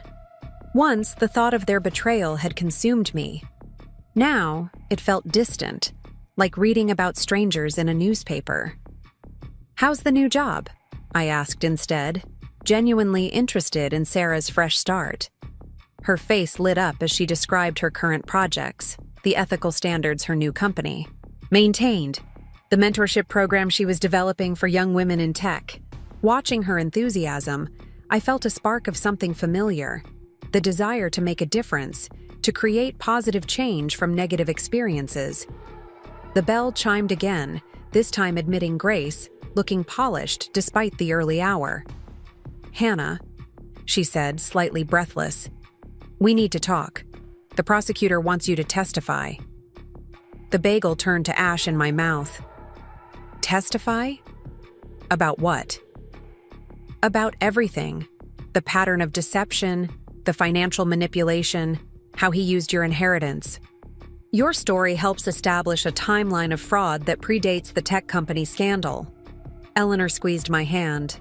"You don't have to decide right now," she said gently. But I already knew my answer. "Yes," I said firmly. "I'll do it." The next few weeks passed in a blur of preparation. Grace and her team helped me organize my thoughts, gather documentation, prepare for cross-examination. The story emerged chronologically, from the early days when Ryan had convinced me to invest my inheritance in our future through years of financial manipulation, to that final Christmas lie that had unraveled everything. Between preparation, sessions, I threw myself into apartment hunting. After months of living in Olivia's guest room, I was ready for my own space. The perfect place appeared unexpectedly, a small but bright apartment in Washington Park, walking distance from both the bookstore and the park itself. Emma drove down from Boulder to help me move in, bringing Mom's old kitchen table and Dad's spare armchair. "It's like a fresh start care package," she joked, arranging familiar objects in my new space. The apartment came together slowly, a mix of old and new. I hung art I'd chosen myself, arranged books by color on shelves I'd built, created a reading nook by the window where morning light streamed in. Every choice was mine, every detail a reflection of who I was becoming. One evening, as I sat in my new space surrounded by half-unpacked boxes, my phone lit up with an unfamiliar number. A text message appeared. "I know you probably hate me, but I need to tell you something. Melissa." My heart jumped, then steadied. After a moment's consideration, I replied, "I don't hate you. I pity you." Her response came quickly. "Can we meet? There's more to the story than you know." I shared the messages with Grace, who advised against meeting. "Anything she has to say can go through proper channels," she warned. But curiosity nagged at me. And finally, I agreed to meet Melissa in a public place, the coffee shop across from the courthouse. She looked different from the polished executive I remembered. House arrest had dulled her shine, replaced designer clothes with simple jeans and a sweater. She watched me approach, hands wrapped around a coffee cup. "Thank you for coming," she said as I sat down. "I know I'm probably the last person you want to see." Why am I here, Melissa? She took a deep breath. Because I owe you the truth. Not the prosecutor's version, not Ryan's lies, but what really happened. What followed was a story of ambition, manipulation, and moral compromise. How Ryan had spotted her talent early in her career, mentored her, groomed her not just for an affair, but for complicity in his schemes. How he'd used similar tactics with both of us, playing on our trust, our desire to please, our willingness to overlook red flags. I'm not asking for forgiveness, she finished. I made my choices. But you should know, he planned everything, including your marriage. The words hit me like a physical blow. What do you mean? He knew about your inheritance before he ever asked you out. He chose you, Hannah, just like he chose me. We were both just pieces in his game. I sat back, letting this new information settle. Strangely, it didn't hurt as much as it might have once. Perhaps because I'd already accepted the depth of Ryan's deception, or perhaps because I'd grown stronger than his ability to wound me. Why tell me this now? I asked. Melissa's eyes filled with tears. Because someone should know the whole truth, and because I wish someone had warned me about him years ago. Walking home through Washington Park, I thought about patterns, how they repeat until we learn to recognize them, how breaking them requires first seeing them clearly. Ryan had created a pattern of deception that had ensnared both Melissa and me, each of us playing our assigned roles in his elaborate fraud. The park was full of life, joggers, dog walkers, children playing. Normal people living normal lives. I'd thought that's what I had once, but now I understood that normal wasn't about maintaining appearances or meeting others' expectations. It was about being true to yourself. Back in my apartment, I opened my laptop and began to write. Not just notes for my testimony, but the whole story. From that first meeting with Ryan through the Christmas lie to this moment of clarity. As words filled the screen, I realized I was writing not just my story, but a warning, a guide, a beacon for others who might be trapped in their own beautiful lies. Olivia called to check on me, worried about my meeting with Melissa. "Are you okay?" she asked. "Do you need company?" "Actually," I said, surprising myself, "I'm good, really good. For the first time, I feel like I understand everything. Not just what happened, but why." The next morning brought another shift. Eleanor offered me a partnership in the bookstore. "You've brought new life to this place," she said. "New ideas, new energy. I'm not getting any younger, and I'd love to know my life's work is in good hands." The offer took my breath away. This quiet sanctuary that had helped heal me could become partly mine, a place to build something honest and true. Spring advanced, turning the world green and new. My testimony date approached, bringing with it not anxiety but a sense of purpose. I would tell my truth, not for revenge or justice, but because truth itself had power. The night before I was due in court, I stood at my apartment window, watching the sun set behind the mountains. My phone buzzed with messages of support, from Emma, from Olivia, from Eleanor, from Sarah, even from Melissa, a simple, "Good luck tomorrow." In the distance, thunder rolled across the city, promising spring rain. Once, I would have worried about the weather, about my hair, about maintaining a perfect appearance in court. Now, I welcomed the storm. After all, storms had taught me my own strength. I thought about the woman I'd been on that Christmas morning, discovering that first lie. She seemed like a stranger now, someone who had lived in fear of disturbing the surface of her perfect life. That surface had shattered, yes, but what emerged was so much stronger, so much more real. Tomorrow, I would tell my story. Not just for the court record, but for every person trapped in their own beautiful cage of lies. Because sometimes the greatest gift we receive is the truth that sets us free, even when that truth comes wrapped in pain. The rain began to fall, washing the city clean. Inside my new home, Surrounded by choices I'd made for myself, I felt ready. Ready to speak. Ready to move forward. Ready to write my own story. One honest page at a time. The federal courthouse loomed against the April sky, its granite steps slick from morning rain. I adjusted my blazer, a new purchase that Emma had insisted on for today's testimony. Power clothes, she'd called them, helping me choose something. That made me feel strong rather than just looking the part. Grace met me at the entrance, her expression professional but her eyes kind. "Ready?" she asked, though we both knew it didn't matter if I was ready or not. The truth wouldn't wait for my comfort. The courtroom was smaller than I'd imagined, intimate almost, with morning light filtering through high windows. I spotted Sarah Martinez in the gallery, giving me a subtle thumbs up. Marcus from the SEC sat at the prosecutor's table, reviewing documents with focused intensity.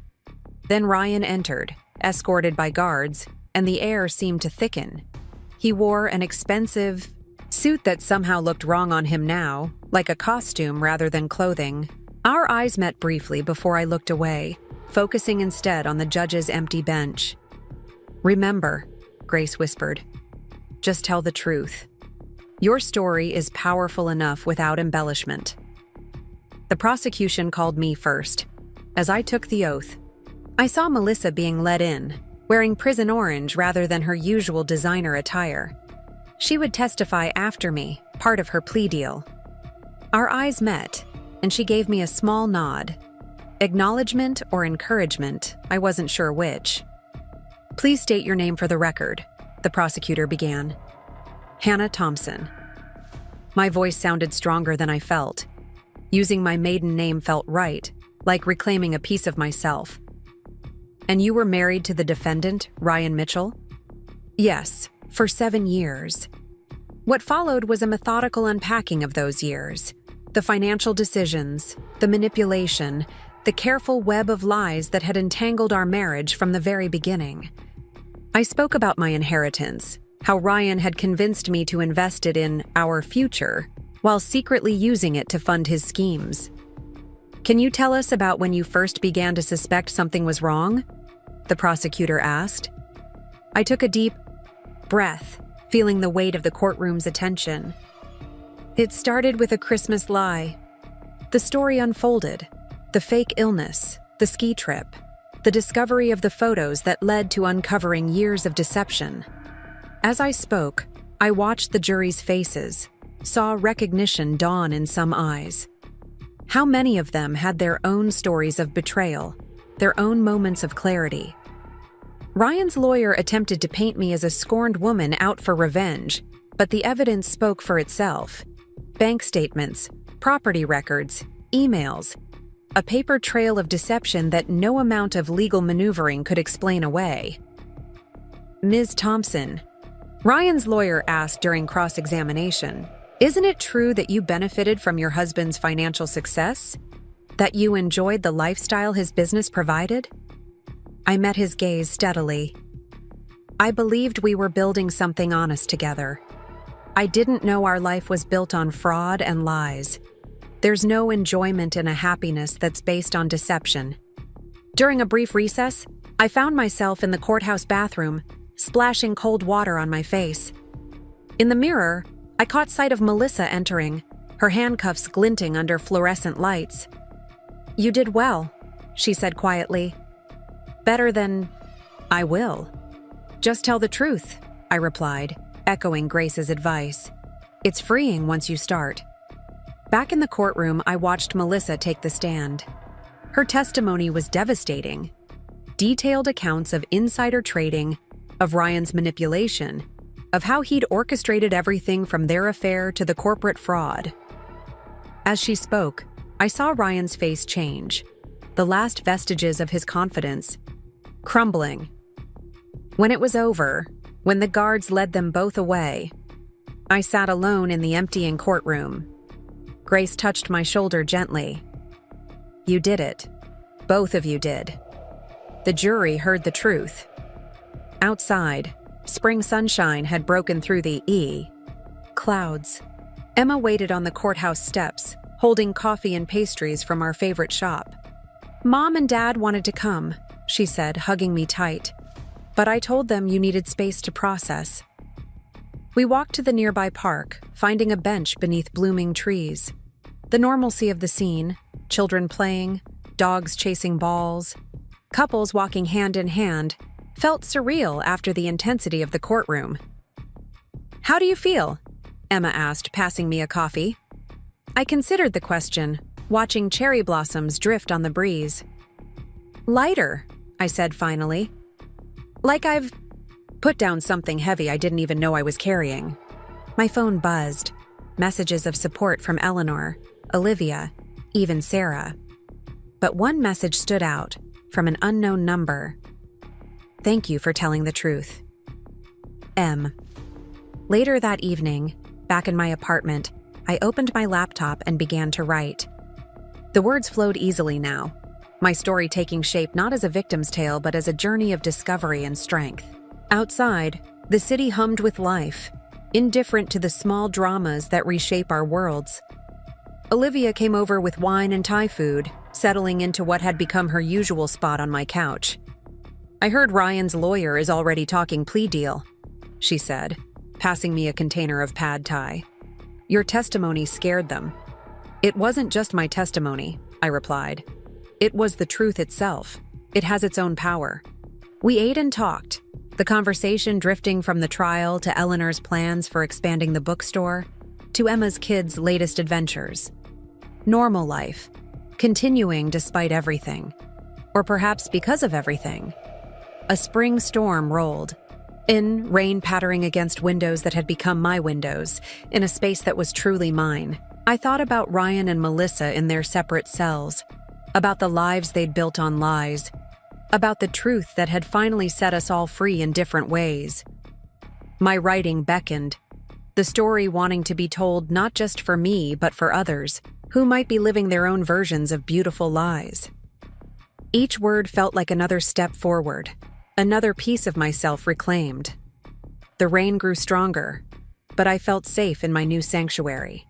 The woman who had once decorated a perfect home with a perfect husband was gone, replaced by someone who understood that real beauty lies in truth, even when that truth is messy and complicated.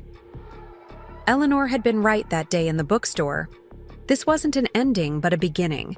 Each day brought new discoveries, new strengths, new understandings. The truth hadn't just set me free, it had shown me who I really was. Tomorrow would bring more testimony, more revelations, more steps toward justice. But tonight, in this moment, I was exactly where I needed to be, surrounded by honest love, honest work, honest life. The storm outside echoed the ones we weather. Inside, the ones that reshape us into something stronger, truer, more ourselves than we ever thought possible. And in that truth, in that strength, I found a peace I'd never known in all my years of perfect lies. May arrived in Denver with an unexpected heat wave and even more unexpected news.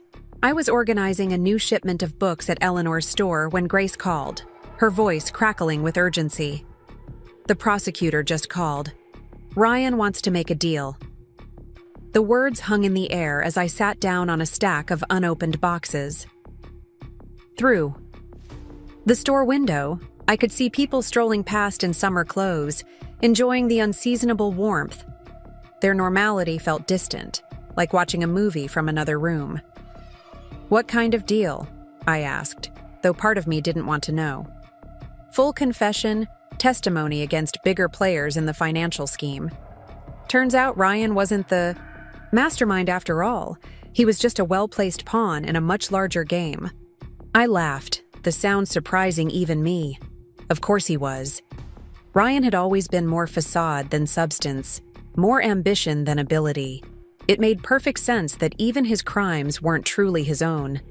Eleanor appeared with her uncanny timing, and a cup of chamomile tea. "Take 5, she said, shooing me toward our reading nook. "The books can wait." I filled her in as we sat among the shelves, the familiar scent of paper and possibilities surrounding us. Eleanor listened with her usual quiet wisdom, waiting until I finished before speaking. "You know," she said thoughtfully, "sometimes the universe has a way of revealing truth, layer by layer, like peeling an onion. Each revelation brings tears, but also clarity." She was right, as usual. Each new piece of information about Ryan's deception had brought its own pain, but also its own understanding. Now this, the final proof that the man I'd married had never really existed at all. My phone buzzed with a text from Sarah. "Have you heard? The SEC is expanding the investigation. They're looking at the whole tech sector now." I had a sudden image of dominoes falling, each revelation triggering another, ripples spreading outward from that one Christmas morning lie that had started it all. Grace wanted me to come to her office to discuss the implications of Ryan's deal. But first, I had something else to do. Something that had been nagging at me since the trial. The women's shelter was housed in a nondescript building downtown, its location semi-secret for the safety of its residents. I'd been volunteering there for a few weeks, sharing my story with women who were finding their own paths to truth and freedom. Today's group was small, just 4 women sitting in mismatched chairs, each carrying her own version of betrayal and hope. As I shared my story again, I saw recognition in their eyes, felt the connection that comes from shared experience. "How did you know?" one woman asked, her voice barely above a whisper. "How did you know when it was time to face the truth?" I thought about that Christmas morning, about the moment when one lie had illuminated all the others. "Sometimes," I said carefully, "the truth finds us when we're ready to see it, even if we think we're not ready at all." After the session, the shelter director asked if I'd consider taking on a larger role, perhaps developing a program specifically for women dealing with financial abuse and manipulation. "Your story resonates," she explained, "and you have a way of helping others see their own strength." Driving home through the evening traffic, I pondered her offer. The bookstore partnership with Eleanor was flourishing, but this felt like another piece of the puzzle falling into place. Using my experience to help others find their way to truth. Wasn't that the best revenge against all the lies? My apartment welcomed me with the peace I'd worked so hard to create. Plants thrived on windowsills, books lined shelves in rainbow, order, and the reading nook I'd carved out caught the last rays of sunset. Emma called as I was making dinner, her voice excited. "Did you see the news? They're saying Ryan's testimony could lead to charges against some major players in the tech industry. You started something huge, sis." But I hadn't started it, not really. Ryan's Christmas lie had been the catalyst, the first crack in a foundation that had been rotten all along. Later that night, unable to sleep, I walked to Washington Park. The spring night was alive with possibility, the paths lit by antique lampposts that cast warm pools of light. Near the lake, I spotted a familiar figure, Melissa, now out on bail pending her reduced sentence. She sat alone on a bench, staring at the water. For a moment, I considered turning back, but something made me approach, sitting down beside her, with enough space between us for our complicated history. "I heard about Ryan's deal," she said without looking at me. "Did you know?" I asked. "About the bigger scheme?" She laughed softly. "I knew there were things I didn't know. Isn't that always the way? We think we're in control, in the know, but we're just playing our assigned roles." We sat in silence, watching moonlight dance on the lake's surface. 2 women who had loved the same man, been deceived by the same lies, found truth in different ways. "What will you do now?" I asked finally. "Testify. Face the consequences. Try to build something real for once." She turned to look at me. "What about you?" I thought about Eleanor's bookstore, about the women's shelter, about the story taking shape on my laptop. I'm already doing it, I realized, building something real. Walking home, I felt a shift in the night air, a change, in the wind that had nothing to do with weather. Tomorrow I would call Grace, learn the details of Ryan's deal. I would work at the bookstore, meet with the shelter director, continue writing my story. But tonight, under a sky full of stars, I understood something important. The truth doesn't just set us free. It shows us who we really are when all the lies are stripped away. My phone lit up with a message from Eleanor. New shipment of books arriving tomorrow. Theme is Phoenix Rising. Stories of renewal and rebirth. Seemed appropriate.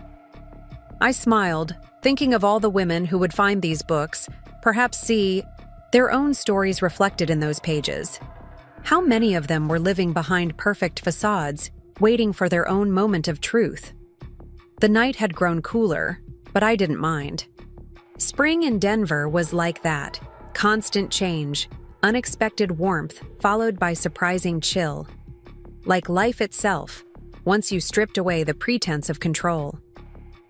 Back in my apartment, I opened my laptop and began to write. Not about Ryan's deal or the expanding investigation, but about truth itself. How it finds us, how it changes us, how it leads us to places we never expected to go. Outside, the city hummed with life, with countless stories unfolding behind lit windows and closed doors. How many other women were having their own moments of revelation tonight? How many were finding their own paths to truth? The words flowed, easily now, no longer a testimony of pain, but a map for others who might be starting their own journeys. Each sentence felt like another step forward, another piece of myself discovered rather than recovered. Tomorrow would bring new challenges, new revelations, new opportunities for growth. But tonight, in this moment, I was exactly where I needed to be. Living my truth, helping others find theirs, building something real from the ashes of beautiful lies. The night deepened around me as I wrote, but I felt more awake than ever. This was what clarity felt like. Not the harsh light of exposure, but the gentle dawn of understanding. Each word was another step away from the woman who had believed in perfect lies, and toward someone stronger, truer, more real. Spring bloomed outside my window, promising renewal, while inside, my own story continued to unfold. Not as Ryan's wife, not as a victim of deception, but as myself. Finally, completely, truthfully myself. Summer descended on Denver with unexpected ferocity, the June heat turning the city into a shimmering mirage. I stood in the community center's newly renovated conference room, surrounded by women who had come to hear about financial independence and emotional healing. The irony wasn't lost on me. A year ago, I had been the one needing these lessons. Financial abuse often hides behind luxury, I explained, gesturing to the PowerPoint slide Grace had helped me create. Sometimes the prettiest cages are the hardest to recognize. The room was full, every chair occupied by women of varying ages and backgrounds. Some took careful notes, others just listened intently, but all of them shared a common thread: the desire to reclaim their power from those who had taken it. Maria, a quiet woman in her 40s, raised her hand. But how do you start over when everything you thought you knew turns out to be a lie? The question hung in the air, heavy, with shared experience. Through the window, I could see the mountains in the distance, their peaks still snow-capped despite the summer heat. They had become my touchstone, a reminder that some things remain true and unchanging. You start with one truth, I said finally. One small piece of reality that you know is absolutely yours, and you build from there. After the session, Sarah lingered to help me pack up. She'd become a regular at these workshops, offering her expertise on corporate manipulation and whistleblower protection. The tech industry was still reeling from the revelations that had started with Ryan's case. The SEC announced 3 more indictments today, she mentioned, stacking chairs. The ripple effect keeps growing. I nodded, thinking of the dominoes that had started falling that Christmas morning. What had seemed like a personal betrayal had unveiled a web of corporate corruption that stretched across the industry. My phone buzzed. Eleanor texting about a special delivery at the bookstore. We'd recently expanded the self-help section to include resources for women rebuilding their lives after betrayal. The books kept selling out faster than we could stock them. The drive to the bookstore took me past my old neighborhood in Cherry Creek. The townhouse had new owners now, a young family who had painted the door a cheerful yellow. I felt no pang of loss as I passed, that life belonged to a different person.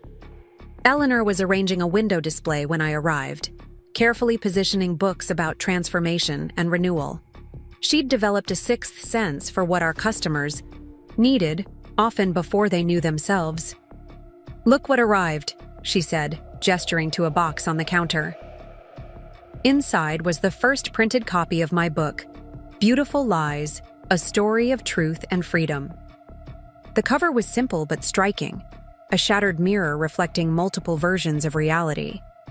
Holding it felt surreal, like touching a piece of my own transformation made tangible. "The publisher wants you to do a reading next month," Eleanor mentioned casually, though her proud smile gave her away. "They think your story could help a lot of people." A bell chimed as Olivia burst in, waving her phone excitedly. "Have you seen the news? Ryan's testimony just brought down the CEO of TechVantage. It's all over the financial channels. I hadn't been following the case closely anymore, too focused on building my new life to dwell on the destruction of my old one. But curiosity made me check the headlines. The story was bigger than I'd imagined. Ryan's revelations had exposed a massive fraud scheme involving multiple tech companies, fake valuations, and millions in stolen investor funds. The perfect facades of Silicon Valley were crumbling, revealing rot at their foundations. Your ex-husband might actually end up being the hero of this story, Olivia mused, in a weird, accidental way. I shook my head, remembering the calculated cruelty of his Christmas deception. There are no heroes in this story, just people making choices and other people dealing with the consequences. The afternoon sun streamed through the bookstore windows, creating patterns on the wooden floors. A young woman browsed the self-help section, her body language speaking of recent hurt and hesitation. I recognized that posture. I'd worn it myself not so long ago. Approaching her carefully, I asked if she needed help finding anything. Her eyes were red-rimmed, her hands twisting a tissue. "I just discovered my partner's been lying about." "Everything," she whispered. "I don't even know where to start." Without hesitation, I pulled my book from the counter and handed it to her. "Start here, and come to our workshop next Tuesday. You're not alone in this." Later that evening, I met Grace for dinner at our favorite rooftop restaurant. The city spread out below us, a tapestry of lights and possibilities. "The prosecutor wants to know if you'll make a victim impact statement at Ryan's sentencing," she mentioned between bites of salmon. "It could influence the judge's decision." I considered this, watching the sunset paint the sky in shades of pink and gold. "I'm not a victim anymore," I said finally. "And my impact statement is already out there.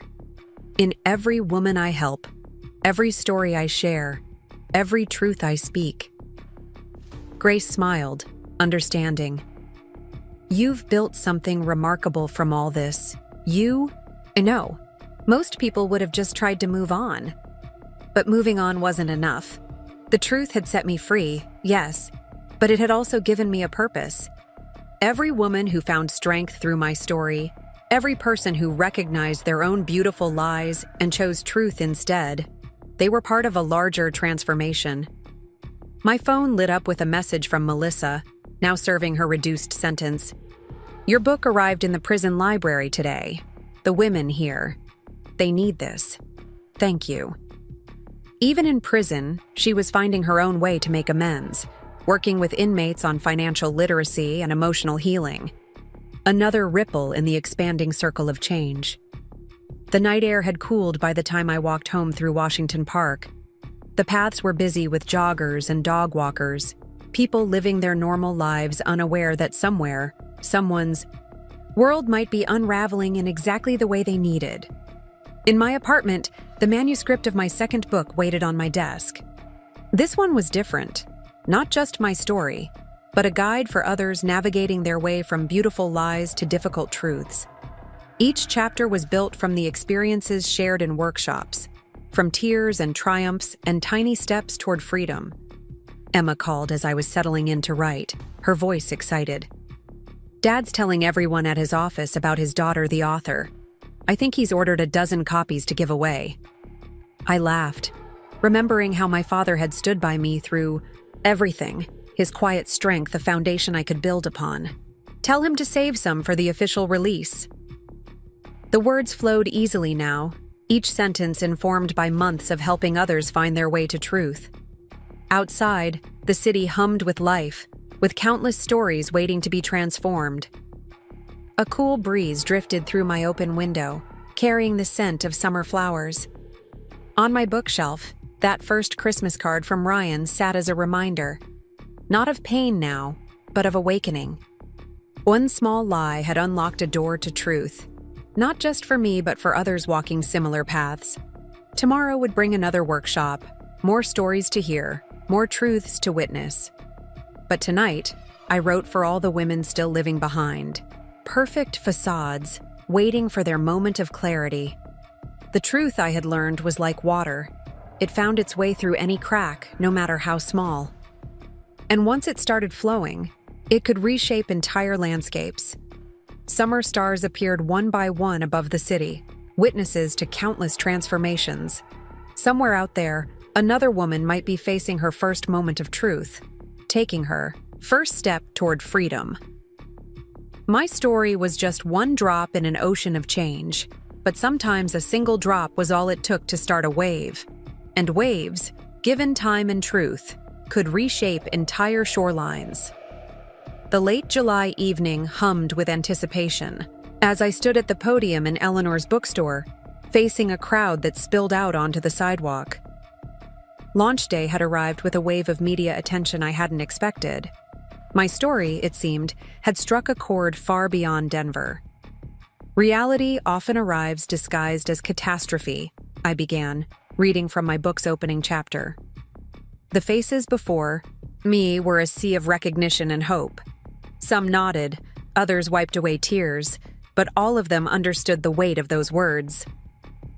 Among the crowd, I spotted familiar faces. Emma beaming proudly, Olivia recording everything on her phone, Grace looking elegant as ever in her court-ready suit. But it was the strangers who caught my attention most. Women clutching copies of the book like lifelines, their eyes reflecting stories yet untold. A reporter from the Denver Post raised her hand during the Q&A. Your book goes beyond personal. Memoir into a broader examination of financial abuse and corporate fraud. Was that always the intention? The question made me pause, considering the journey that had led me here. Truth doesn't exist in isolation, I replied. My personal story was just the beginning. What I discovered was a pattern of deception that extended far beyond my marriage. Another hand rose, a young woman in the back, her voice trembling slightly. How do you trust again? After discovering everything was a lie? The room fell silent, waiting. Through the store windows, I could see the sun setting behind the mountains, painting the sky in shades of truth and possibility. You start by trusting yourself, I said finally. The voice inside that you silenced, the instincts you ignored, they were right all along. Listen to them now. After the formal presentation, I signed books and listened to whispered confessions. Each woman who approached had her own version of beautiful lies, her own moment of awakening. Some were just beginning their journey, others were further along the path to truth. Sarah appeared as the crowd thinned, holding up her phone. The SEC just announced another round of indictments. Your book's timing couldn't be better. The corporate fraud investigation had expanded beyond Denver's tech sector, revealing a nationwide pattern of deception. Ryan's testimony had been just the first domino in a cascade of revelations that was still unfolding. Eleanor approached with a cup of tea and a proud smile. We've sold out completely. Even the emergency shipment from the publisher is gone." She gestured to the empty shelves where my book had been displayed. "But more importantly, look at their faces as they leave. They're different than when they came in." She was right. Each person walking out carried more than just a book. They carried permission to question their own beautiful lies, to seek their own difficult truths. Later that night, as we cleaned up the shop, my phone lit up with a message from an unknown number. A photo appeared, my book on a metal shelf, the prison library stamp visible on its spine. Below it, Melissa had written, "Your words are reaching. Places you never imagined." The next morning brought a different kind of revelation. The women's shelter where I volunteered had received an anonymous donation, enough to fund our financial independence program for a year. The timing seemed more than coincidental. Grace confirmed my suspicions when I called her. "It came through. Melissa's attorney," she said. "Apparently, she's liquidating her assets while she serves her sentence, making amends in her own way." The summer heat had turned the city into a shimmering mirage as I drove to my next speaking engagement. A corporate HR department had invited me to address their employees about recognizing financial abuse and manipulation. It was the third such request this week. The conference room was packed, faces turned expectantly toward me. These weren't just victims seeking help. These were professionals learning to recognize and prevent abuse within their own spheres of influence. "Deception doesn't always announce itself," I began. "Sometimes it arrives wearing success like a designer suit, carrying confidence like a briefcase full of lies." A woman in the front row nodded vigorously, pen poised over her notepad. Later, she would tell me about her own suspicions regarding a colleague's behavior, how my words had given her the courage to report what she'd observed. The ripples kept spreading, each truth touching another life, each story encouraging another voice to speak. My inbox filled with messages from readers around the country, each sharing their moment of awakening, their first step toward freedom. Back at the bookstore, Eleanor had given me a small office, a place to write, to meet privately with women who needed more than just a book. The walls were lined with resources, legal aid information, financial planning guides, contact numbers for support services. A soft knock interrupted my writing. A woman stood in the doorway, clutching my book, her hands shaking slightly. "I read it in one night," she said. "I couldn't stop. It was like reading my own story." We talked for hours, her words tumbling out like water breaking through a dam. Her husband's financial control, his emotional manipulation, the perfect facade they maintained for their social circle. She hadn't known what to call it until she read my book. As she left, armed with resources and referrals, she turned back. "You know what the strangest part is? Last Christmas, when my husband said he was too sick to visit my family, I knew something was wrong. I just didn't know I was allowed to question it." The parallels hit me like a physical force. How many women were out there, living through their own versions of that Christmas morning? How many were waiting for permission to see the truth? Evening found me in Washington Park, walking familiar paths as the day's heat softened into twilight. My phone buzzed with updates. More book orders, more speaking requests, more messages from readers finding their way to truth. Emma's name flashed on the screen. "Dad's work is using your book in their corporate ethics training," she reported excitedly. "He's so proud he can barely contain himself." The pride in her voice warmed me more than any summer evening could. My family had been my foundation through everything, their love a constant truth I could build upon. A group of women jogged past, their conversation drifting back to me. One was describing my book to the others, her words passionate and urgent. Another ripple, another truth taking root. Back home, I opened my laptop to work on the second book. This one was different. A practical guide for women navigating their way from beautiful lies to difficult truths. Each chapter was built from real experiences, real victories, real transformations, The night deepened around me as I wrote, the city lights twinkling like earthbound stars. Somewhere out there, women were reading my words by lamplight, recognizing their own stories, finding their own courage. My phone lit up with a final message for the day, a photo from the women's shelter. They'd started a book club, my book open on their table, faces bright with recognition and hope. This, I realized, was the true power of truth, not just in its ability to set us free, but in its capacity to light the way for others. Each story shared was a lantern in the darkness, guiding another soul toward dawn. The summer night wrapped around me like a promise as I continued writing, adding another voice to the chorus of truth. Outside my window, the city hummed with untold stories waiting to emerge, with countless beautiful lies waiting to transform into difficult but liberating truths. The courtroom fell silent as the judge prepared to deliver Ryan's sentence. August. Sunshine streamed through tall windows, casting long shadows across the wooden benches. A year had passed since that Christmas morning, when one small lie had unraveled an entire tapestry of deception. I sat between Grace and Emma, my hands steady, in my lap. Ryan stood at the defendant's table, shoulders slumped in his designer suit that somehow seemed to hang wrong on his frame now. The man who had once towered over my life looked smaller somehow, diminished by truth. Before I deliver the sentence, the judge began, I want to acknowledge the broader impact of this case. What began as a domestic deception revealed systemic fraud that affected thousands of investors, employees, and families. My gaze drifted to Melissa, sitting with her own legal team. She would be sentenced next month, her cooperation earning her a lighter punishment.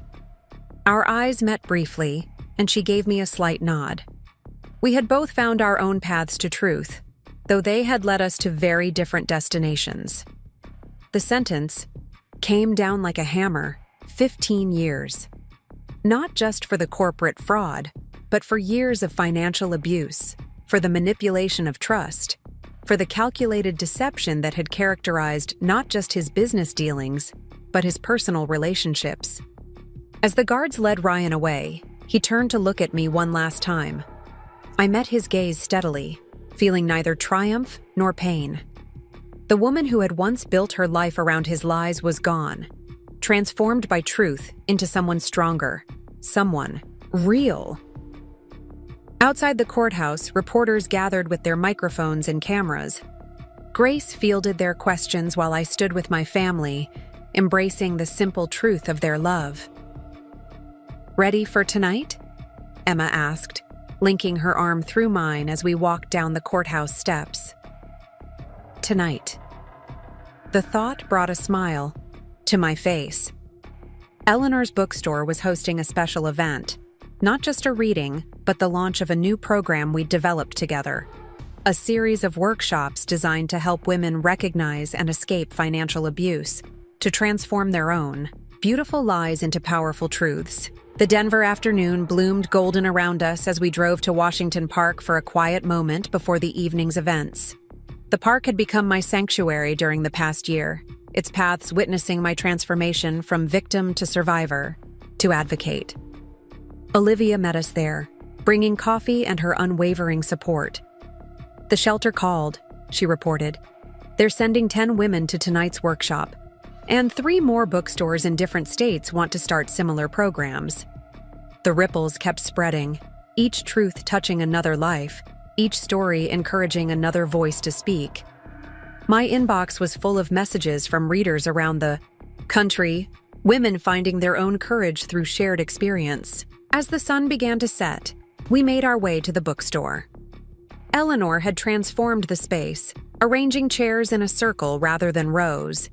This wasn't about one person speaking to many. It was about creating a space where every truth could be heard. Women began arriving early, some clutching copies of my book, others simply carrying the weight of their own unspoken stories. Each face held a different version of the same question. How do we find truth in a world built on beautiful lies Sarah arrived with a group from her new tech company where she'd implemented ethics training programs inspired by our story. The corporate world was slowly changing, one truth at a time. "Before we begin," I said once everyone was seated, "I want you to know something. Whatever brought you here tonight, whatever lie you're questioning, whatever truth you're seeking, you're not alone. And you're stronger than you know." The stories began to flow, each woman finding her voice in the safe space we'd created. Some spoke of financial control disguised as protection, others of emotional manipulation masked as love. Each truth shared was another crack in the foundation of silence that perpetuated abuse. Through the bookstore window, I could see the mountains in the distance, their peaks painted pink by the setting sun. They had been my constant throughout this journey, a reminder that some truths stand unchanging against all attempts at deception. As the workshop wound down, a young woman approached me, tears streaming down her face. "My husband told me he was too sick to come to my sister's wedding next month," she said. "I didn't know why that felt wrong until I heard your story." I hugged her close, feeling the trembling of awakening truth in her body. Another Christmas lie exposed, another life about to transform. Eleanor appeared with tea and quiet wisdom, as she always did in moments of need. "Truth is like light," she said to the group. "It doesn't just illuminate the darkness, it shows us the way forward." The night deepened around us as women lingered, exchanging numbers and promises to meet again. This was the real power of truth, not just in its ability to set us free, but in its capacity to connect us to others walking similar paths. Later, as we cleared away the chairs and restored the bookstore to its usual order, my phone lit up with a message from Grace. The SEC investigation had led to more indictments, more revelations, more truth breaking through the perfect facades of corporate America. "You started something," Olivia said, reading over my shoulder. "All because you were brave enough to question one Christmas lie." But it wasn't just about bravery, I realized. It was about recognition, seeing the truth that had been there all along, waiting to be acknowledged. Every woman in that room tonight had her own moment of recognition waiting to happen. The city lights twinkled beyond the bookstore windows as we finished cleaning up. Emma hugged me goodbye, heading back to Boulder with stories to share with our parents. Olivia lingered, helping Eleanor close up shop.